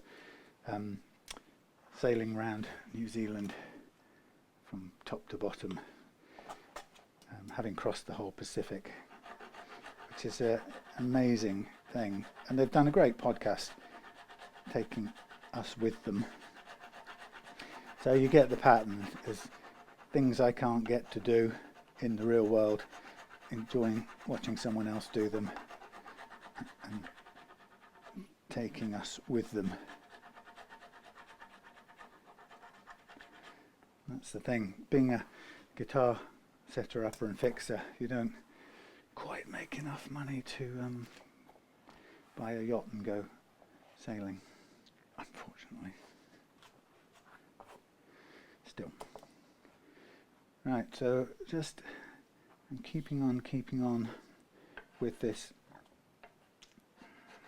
filing here, just to we only want the slots to be deep enough to hold the strings, no more. They've just got to retain the strings. Any more than that is excessive height. We just need enough to hold the strings. Looks about right. And then obviously on here we want to just take care of the edges a bit, because you don't want them to be too sharp. So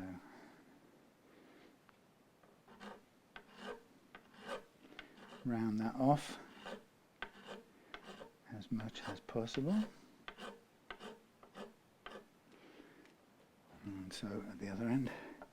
Now what I've done is I've noticed in putting this nut on, or the nut itself has privileged the high E over the low E.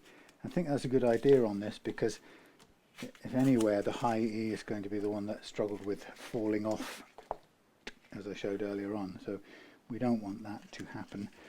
Let's have a look. That's still fairly sharp at the back of there. We might get the this out and just give it a little round off on the back edge. Let's do another bit of this, just to be sure. I like wasting green tape.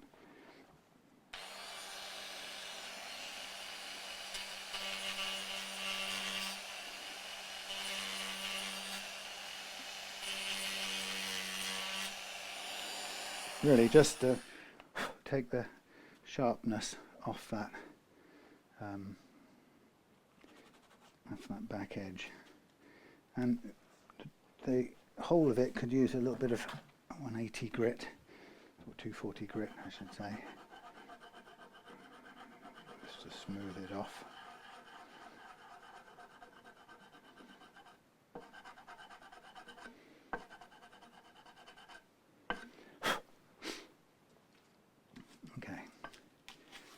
Bon.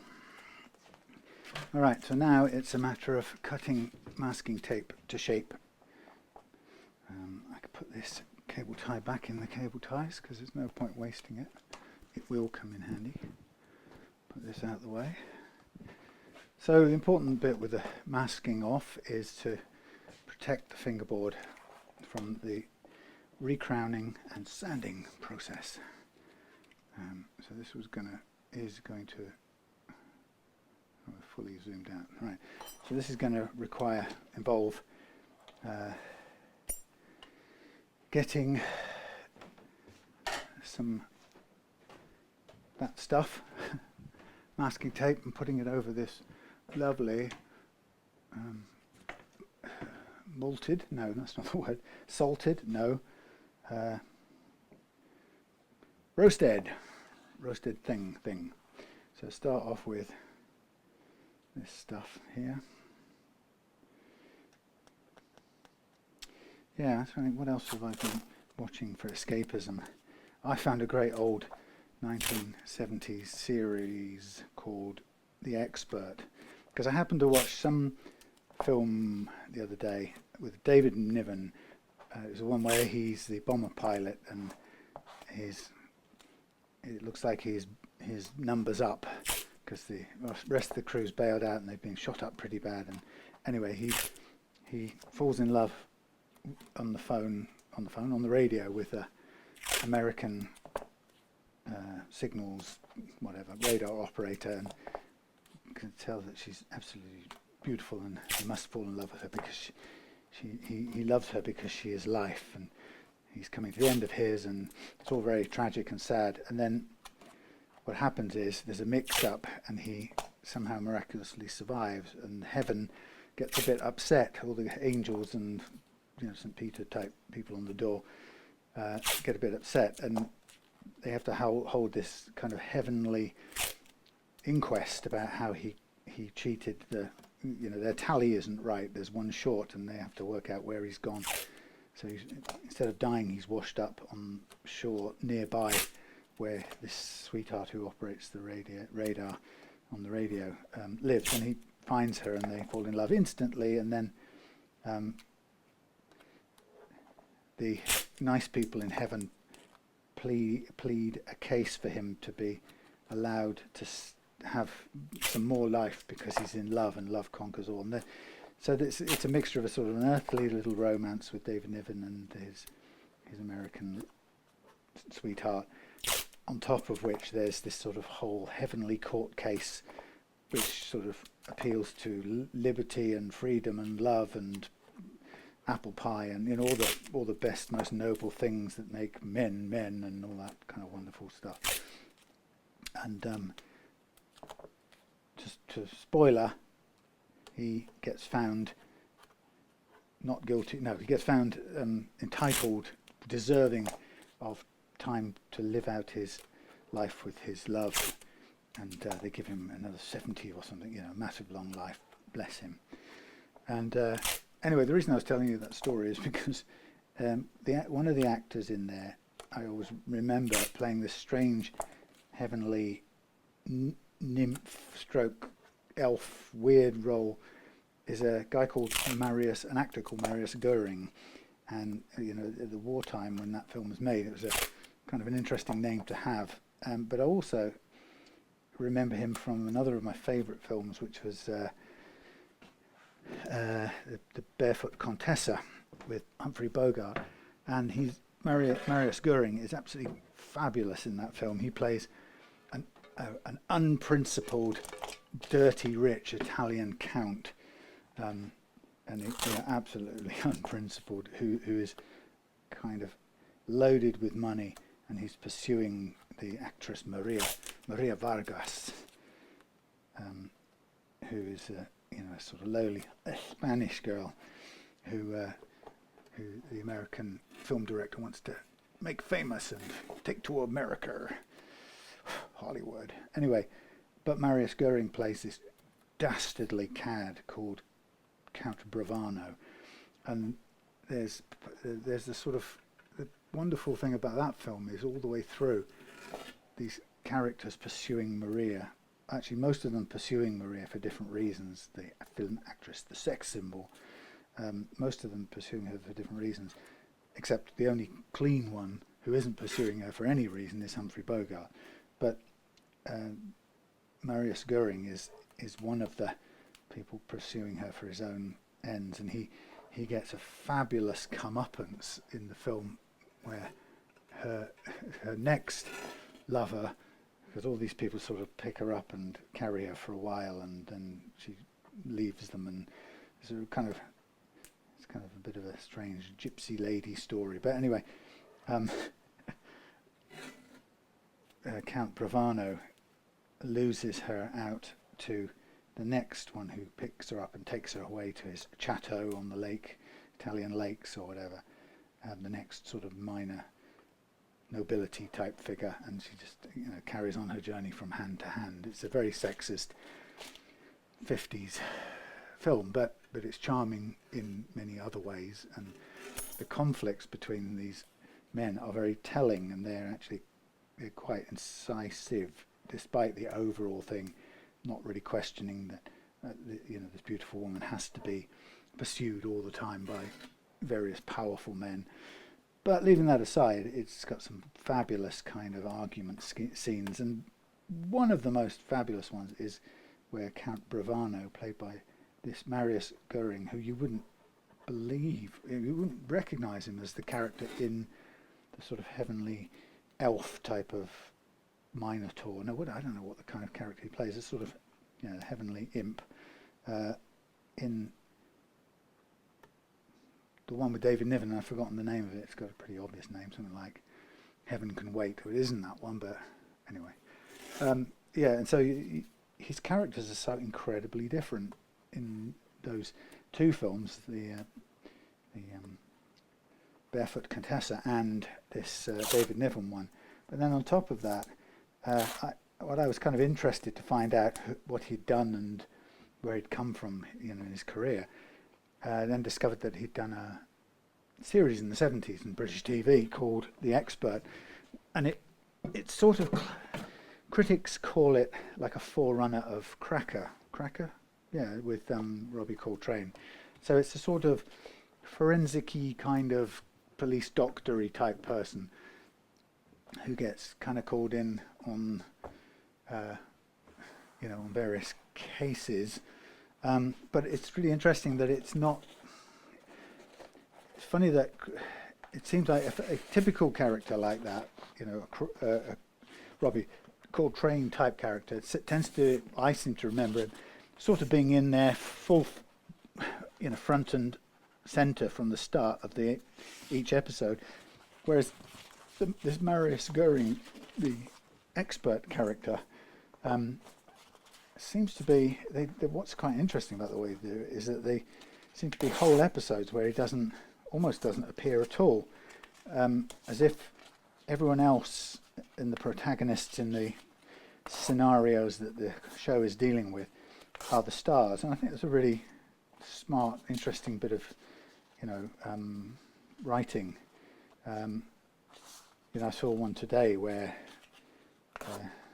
on today, where kind of almost you couldn't, if you try to remember what his character, although it's all about this character, sort of, you're hard pushed to remember what he did in it, other than do a paternity test or something and deliver some bad news. And the majority of the whole episode was focused on the characters for whom the paternity test was important, and all their strife and suffering and whatnot. So I just thought it was quite interesting handling that the hero is mostly not there. And I've been as always, I have a sort of ongoing read of what's called the Columbo Files. I think it's a sort of fan book that Adam gave me about all the Columbo episodes and taking them all apart in detail. Which is great if you're a Columbo fan, because, of course, just like anything on TV that becomes a love thing, there's a finite number of them, and so eventually there comes a point where fans get together and go over the tiny details.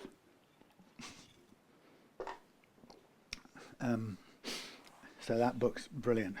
But anyway, so the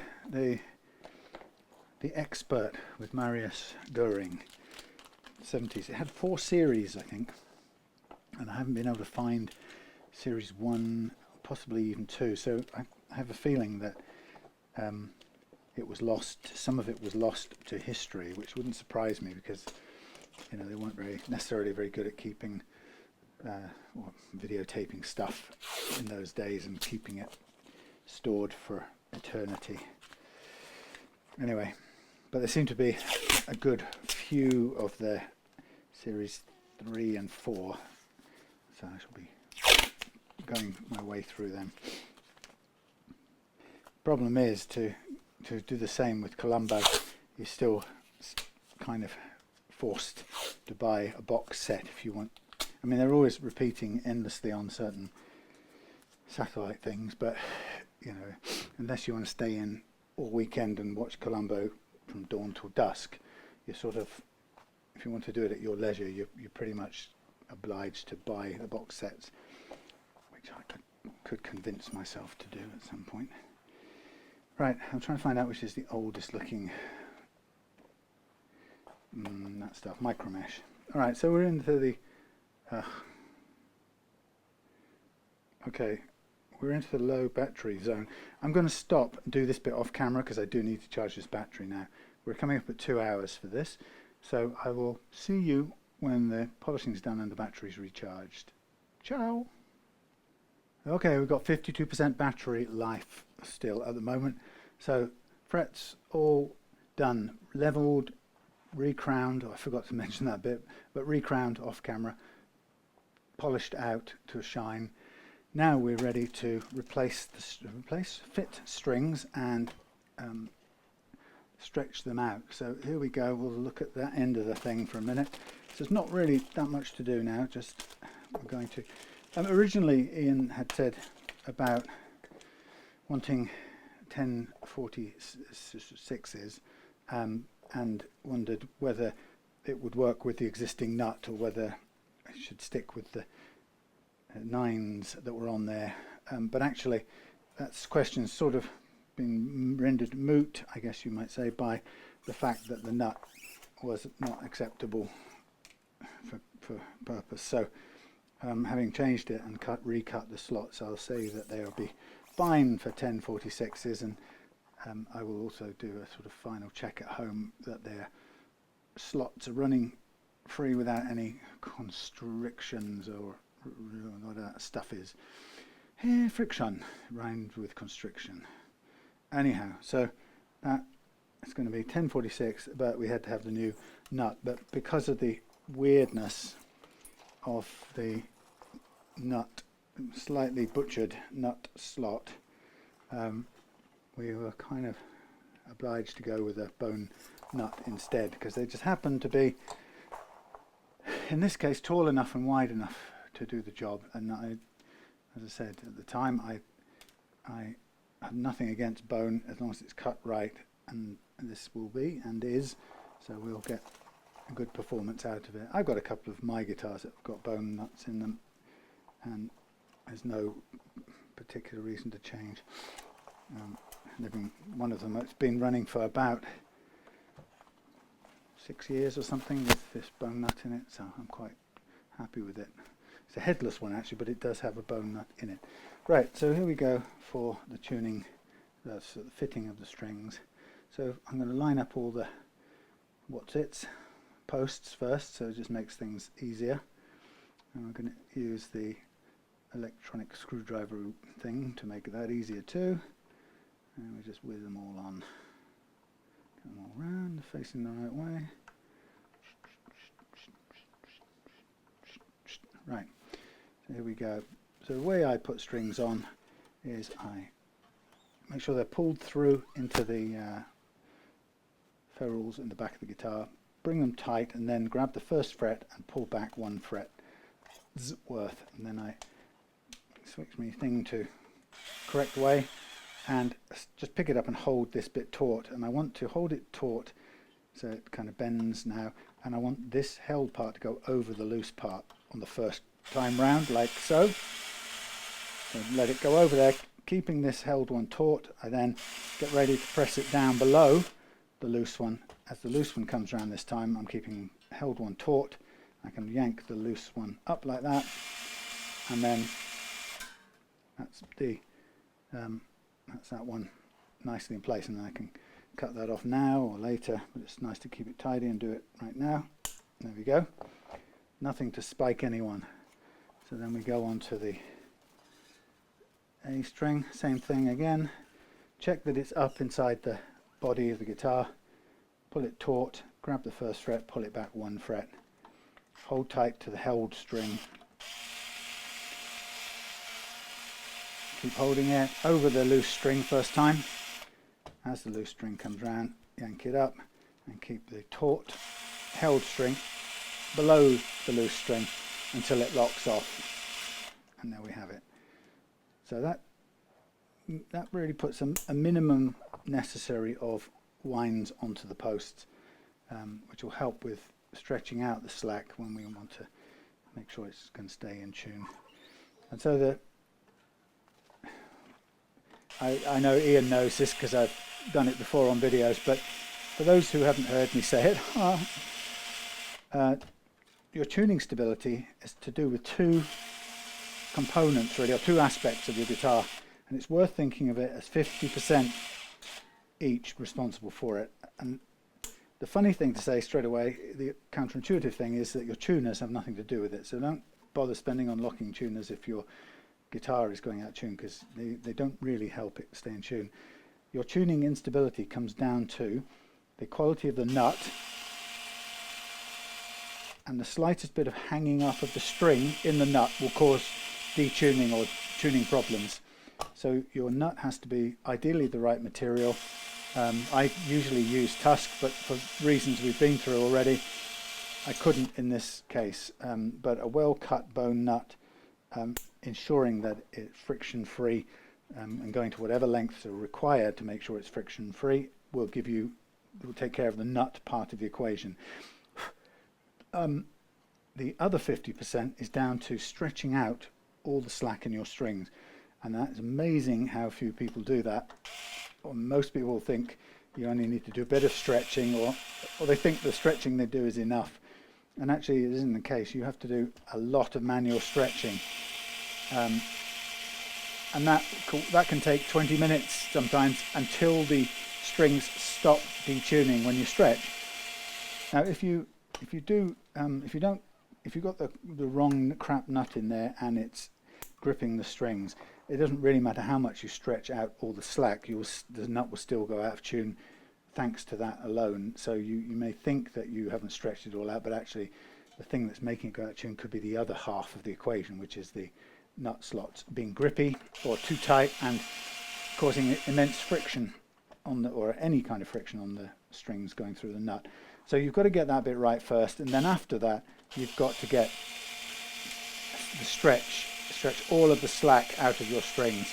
And once you've done that, your guitar will stay in tune the majority of the time. In fact, more than just staying in tune, it'll be in tune when you come to get it off the peg, and it'll go into tune very, very easily. It'll feel effortless to get it in tune. You know, when you come back to it after a few weeks or whatever and not playing it, you'll get it into tune. There won't be any of that struggle, come back, try again, come back, retune, detune. It'll just go into tune beautifully well. I've got a little bit of corner rounding off to do on this nut. It's a tiny bit sharp. Anyway, so the important thing is to get all of this slack out now. So my first thing I do is I kind of just hand stretch like this to bed the strings in a little bit, but it's not the best way to stretch because this can put kind of pressure on the points where the string goes over nut and saddle. But so before I get into any more stretching on this one, because it's fresh on, I think what I'm going to do is I'm just going to tighten up just so that the strings aren't flapping, and then I'm going to more or less redial in the action we had before using these new saddles. So they've got quite a way to come up to be right. So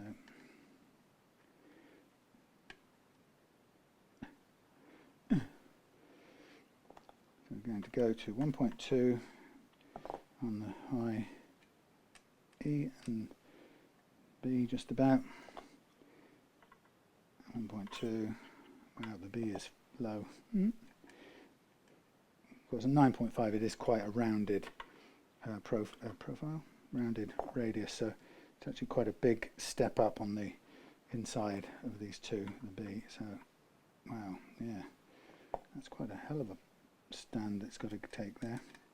So these two have got to come right up alongside.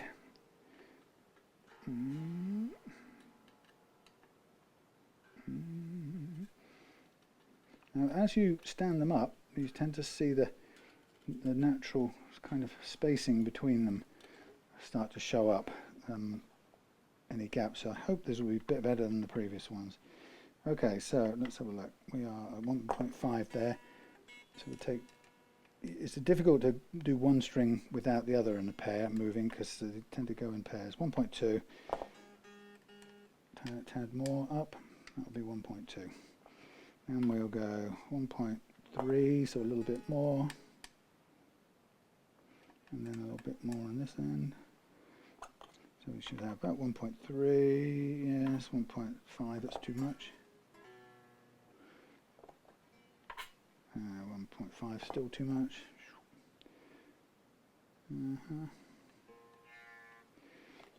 1.3ish, yes, a bit more on this one, we're nearly there. And then on this one, a bit too high, but a bit sloppy too. So 1.2, up a bit, 1.5, 1.4, 1.3ish, 1.3ish, 1.2ish, 1.2ish. Not bad. So then what we do is we take an A,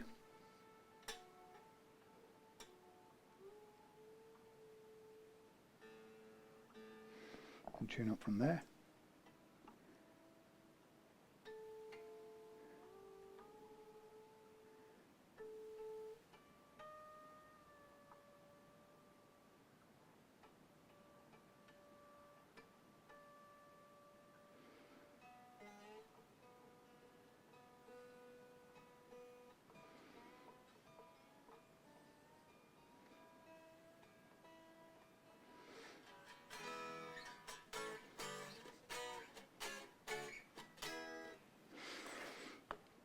Okay, lovely. Right, so now we get into the stretching. So thumb and forefinger push quite hard to stretch the strings and get out any slack in the string train. And we can discuss all day whether it's actually stretching anything or just kind of pulling tight and eking out any coils, or it doesn't really matter. Let's call it slack, or however it happens. We know it's there, and we know that if we don't get rid of it now, it will sort of leak itself out throughout all your playing, and that's the sad part about it. It will just drive you mad from now till the cows come home if you don't do that.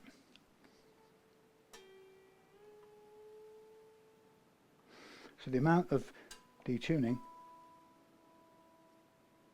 tells you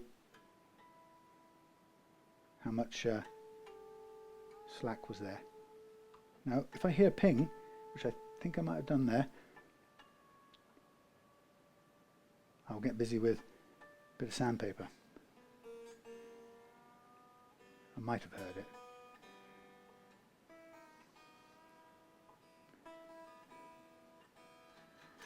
That will be the indicator if you've got any slight friction in the nut slots.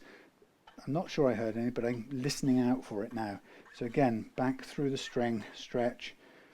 Even behind there is good if you can. Stretch it out. And basically, it's in your interest to, when you change your strings, is to do this as much as you can be disciplined enough to do. And if you do it until it stops detuning at any, barely detuning, but ideally stops detuning at all, after stretching, then you will benefit and you will enjoy rock solid tuning stability. Of course, if strings aren't indestructible, even 10s, you can sometimes find a faulty one, and just by pulling it you can break the string, but it's still worth doing.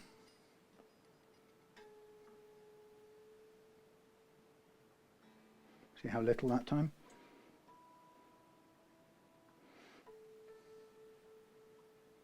None. Tiny bit. Hardly any. Little bit.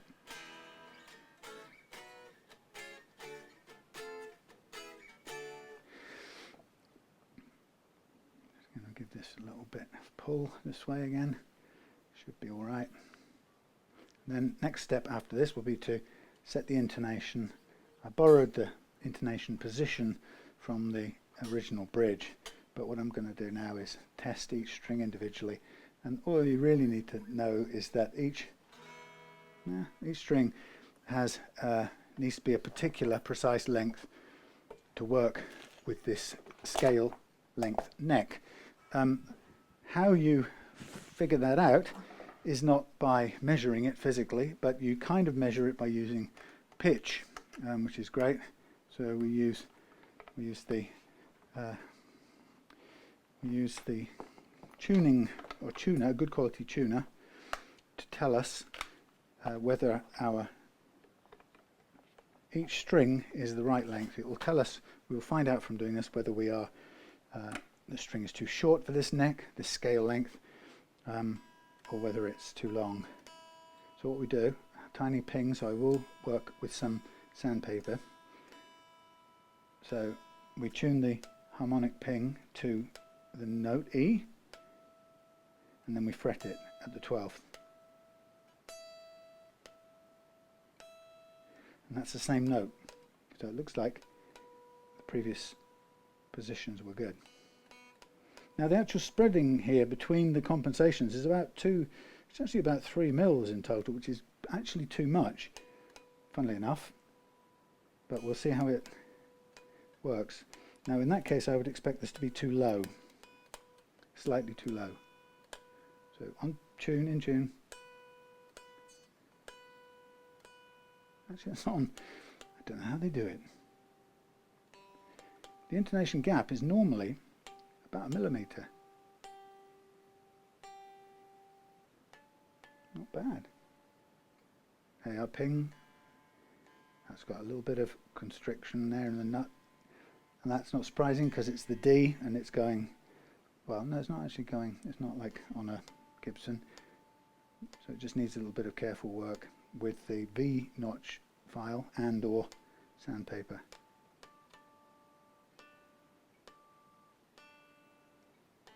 It's on target, which is good.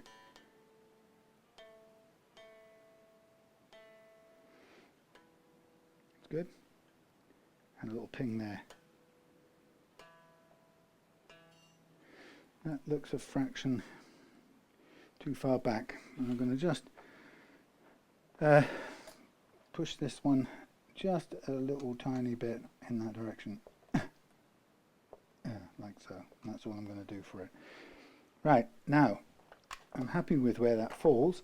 My only concern now is just a little bit of stickiness there with the strings. So I'm going to go back to my nut files and I'm just going to concentrate on a tiny bit of just clearing the slots, if you like, making sure that they are not constrained or sticking. And that's hardly any pressure.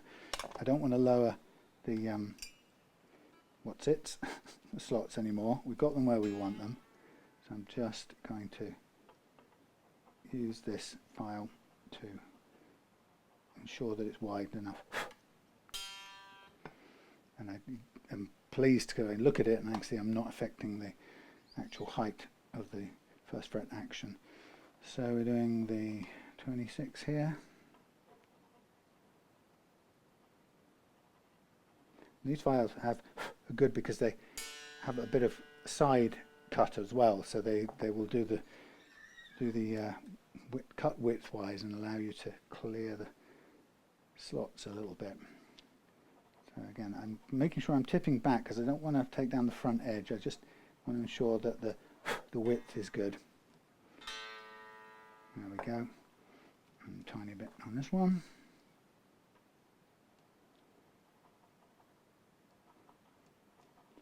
It's a very little amount of small amount is the word I'm looking for, small amount of adjustment needed. So what I'll do is I will just tune these back up and listen out for any pings now.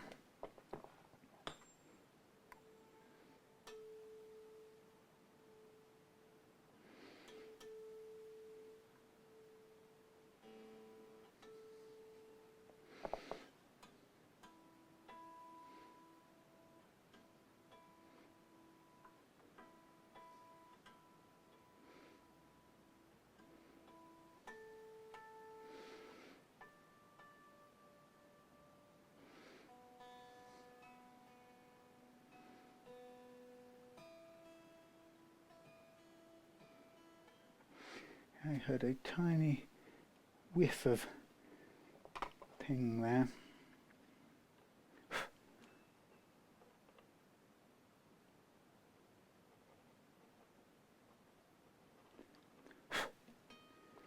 So very careful use of the files.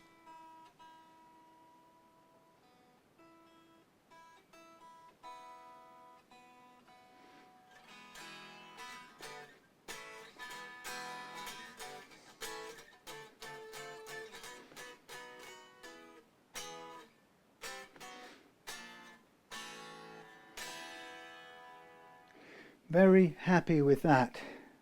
Tiny little bit of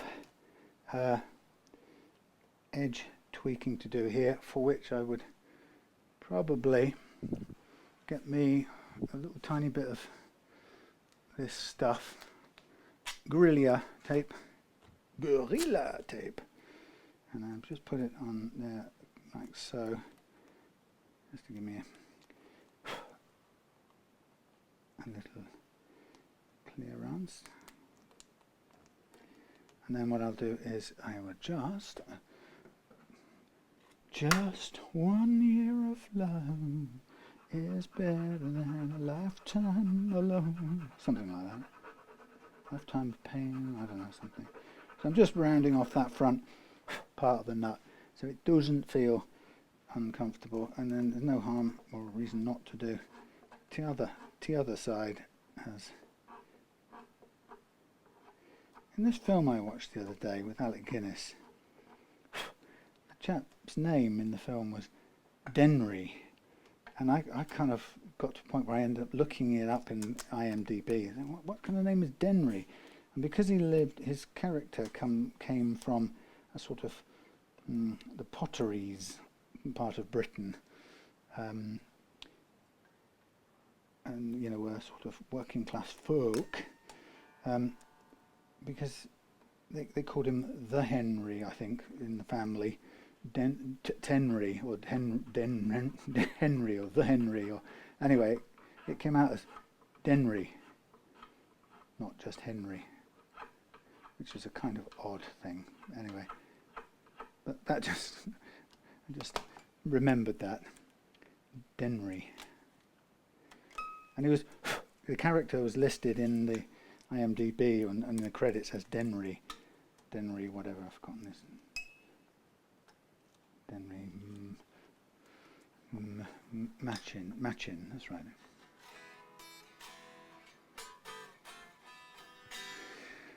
That's lovely, and all I've really got to do in this world is put a little bit of a filler in there. It's not going to be the world's prettiest thing, but it'll do, considering. That's all I'm gonna say.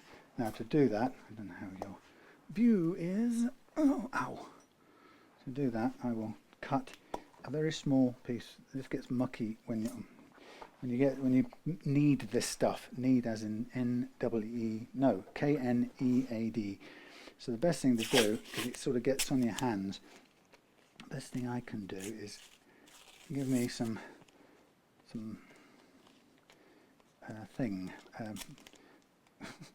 protective thingy barrier. So I don't want to obviously get it on the finish. So if I just protect the barrier like so, protect the finish like so, I've lost my words, and then like so. And then if I get, typically you might leave a fingerprint while you're doing this. So I'm going to just cover it up like that, and I can see it's like actually it's exactly what they do in the operating theatre, isn't it? So let's leave that there. Let's get tut blade, Denry. Let's make, it's the tiniest bit of this I need. It's just going to be a waste anyway, but let's have a little teensy wincy bit of the outer and the inner stuff. Quick wood with a K. So I'm just going to try and squish it all up and get it mixed and warmed. It does take quite a while to dry, so this would be better off sitting, well, at least overnight. So I kind of had a plan to send this back on Wednesday, so that way Mel may well suit this, because I do want this to set in there. I mean, it's not the same colour as the roasted maple, but you never know. I could have mixed some staining with it, but I won't know what that would do to its setting properties. We could try it. I'm going to have a bit here that isn't. So a bit there that isn't. Plop it over there. That's going to be more than enough. Stay there, please. Thank you. Let's see if it reacts to anything, any bad way to anything I've got here. What have I got? Black? No. Stunning stains. What do we want? We want spirit stain, I think. This stuff is spirit soluble. Who knows what's going to become of it. Now, I don't really have very good means of applying any of this to any of that, but let's say I mix up a bit of it willy-nilly with my hands. Denry. Look at that, it's gone squishy, but it's also gone a slightly different colour. Squeeze a bit out. It's changing colour a tiny bit. My fingers are changing colour, that's for sure.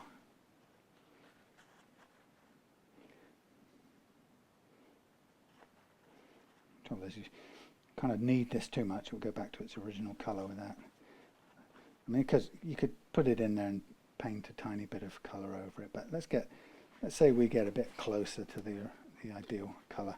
And it's certainly a different colour from the one I've just pinched off side.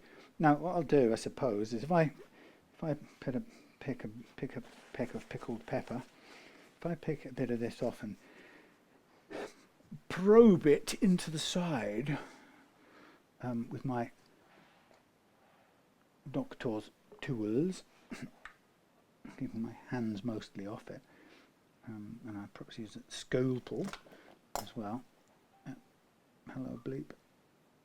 Oh, is it telling me something I'm watching on YouTube is about to start?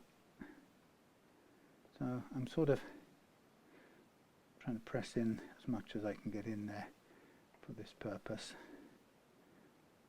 And it may be the best thing to do, just sort of get as much as I can on there.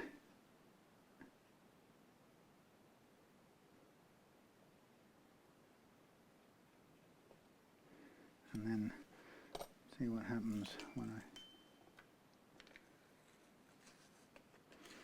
take it off here.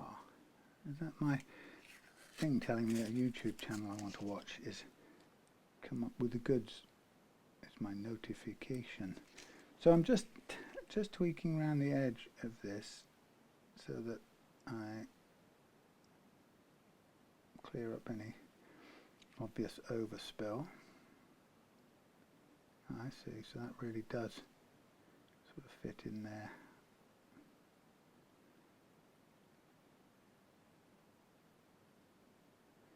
It's quite difficult to see if it will go in there. I might put another tiny bit on. We can always scrape it back after the fact. Now I've kind of gone and undone my protective bit of paper business, as you can tell, which is a bit silly. I'm just going to re-concoct it and just press this on like so. So it may be that kind of leaving it like that may be my best option for now. That's assuming that it will tolerate being put in the bag. I should think it should. So let's leave it at that. I need to clean my hands now. So that's it done, folks, as we're going to run out of time anyway. Well, it's getting later. So we're done. Enjoyed that. I will say that for the money I know that Iain paid for this, it's a great guitar.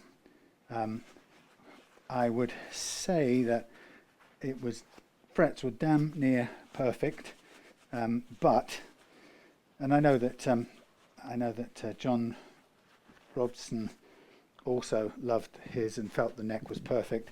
I can't remember if his came straight from the supplier or not, but anyway, if it did, then it's great. You know, it's good from the very good from the manufacturer or the retailer distributor. But this one has had some work done. The nut was a mess, I'm afraid. That was the downside. But on a plus for Eart, the neck generally is lovely. Apart from possibly what was done a little bit wrong the first time round, I'd say it was very close to being not needing work, which is pretty rare and, you know, something to remark about. So, but I did that bit because whatever's happened to it in the past has just knocked it off being perfect. So we'll do a little bit of work. So there we are, we're done, and the time has come to put it in the bag and take it home. So thank you for watching. Sorry, only one camera. See you soon for another one.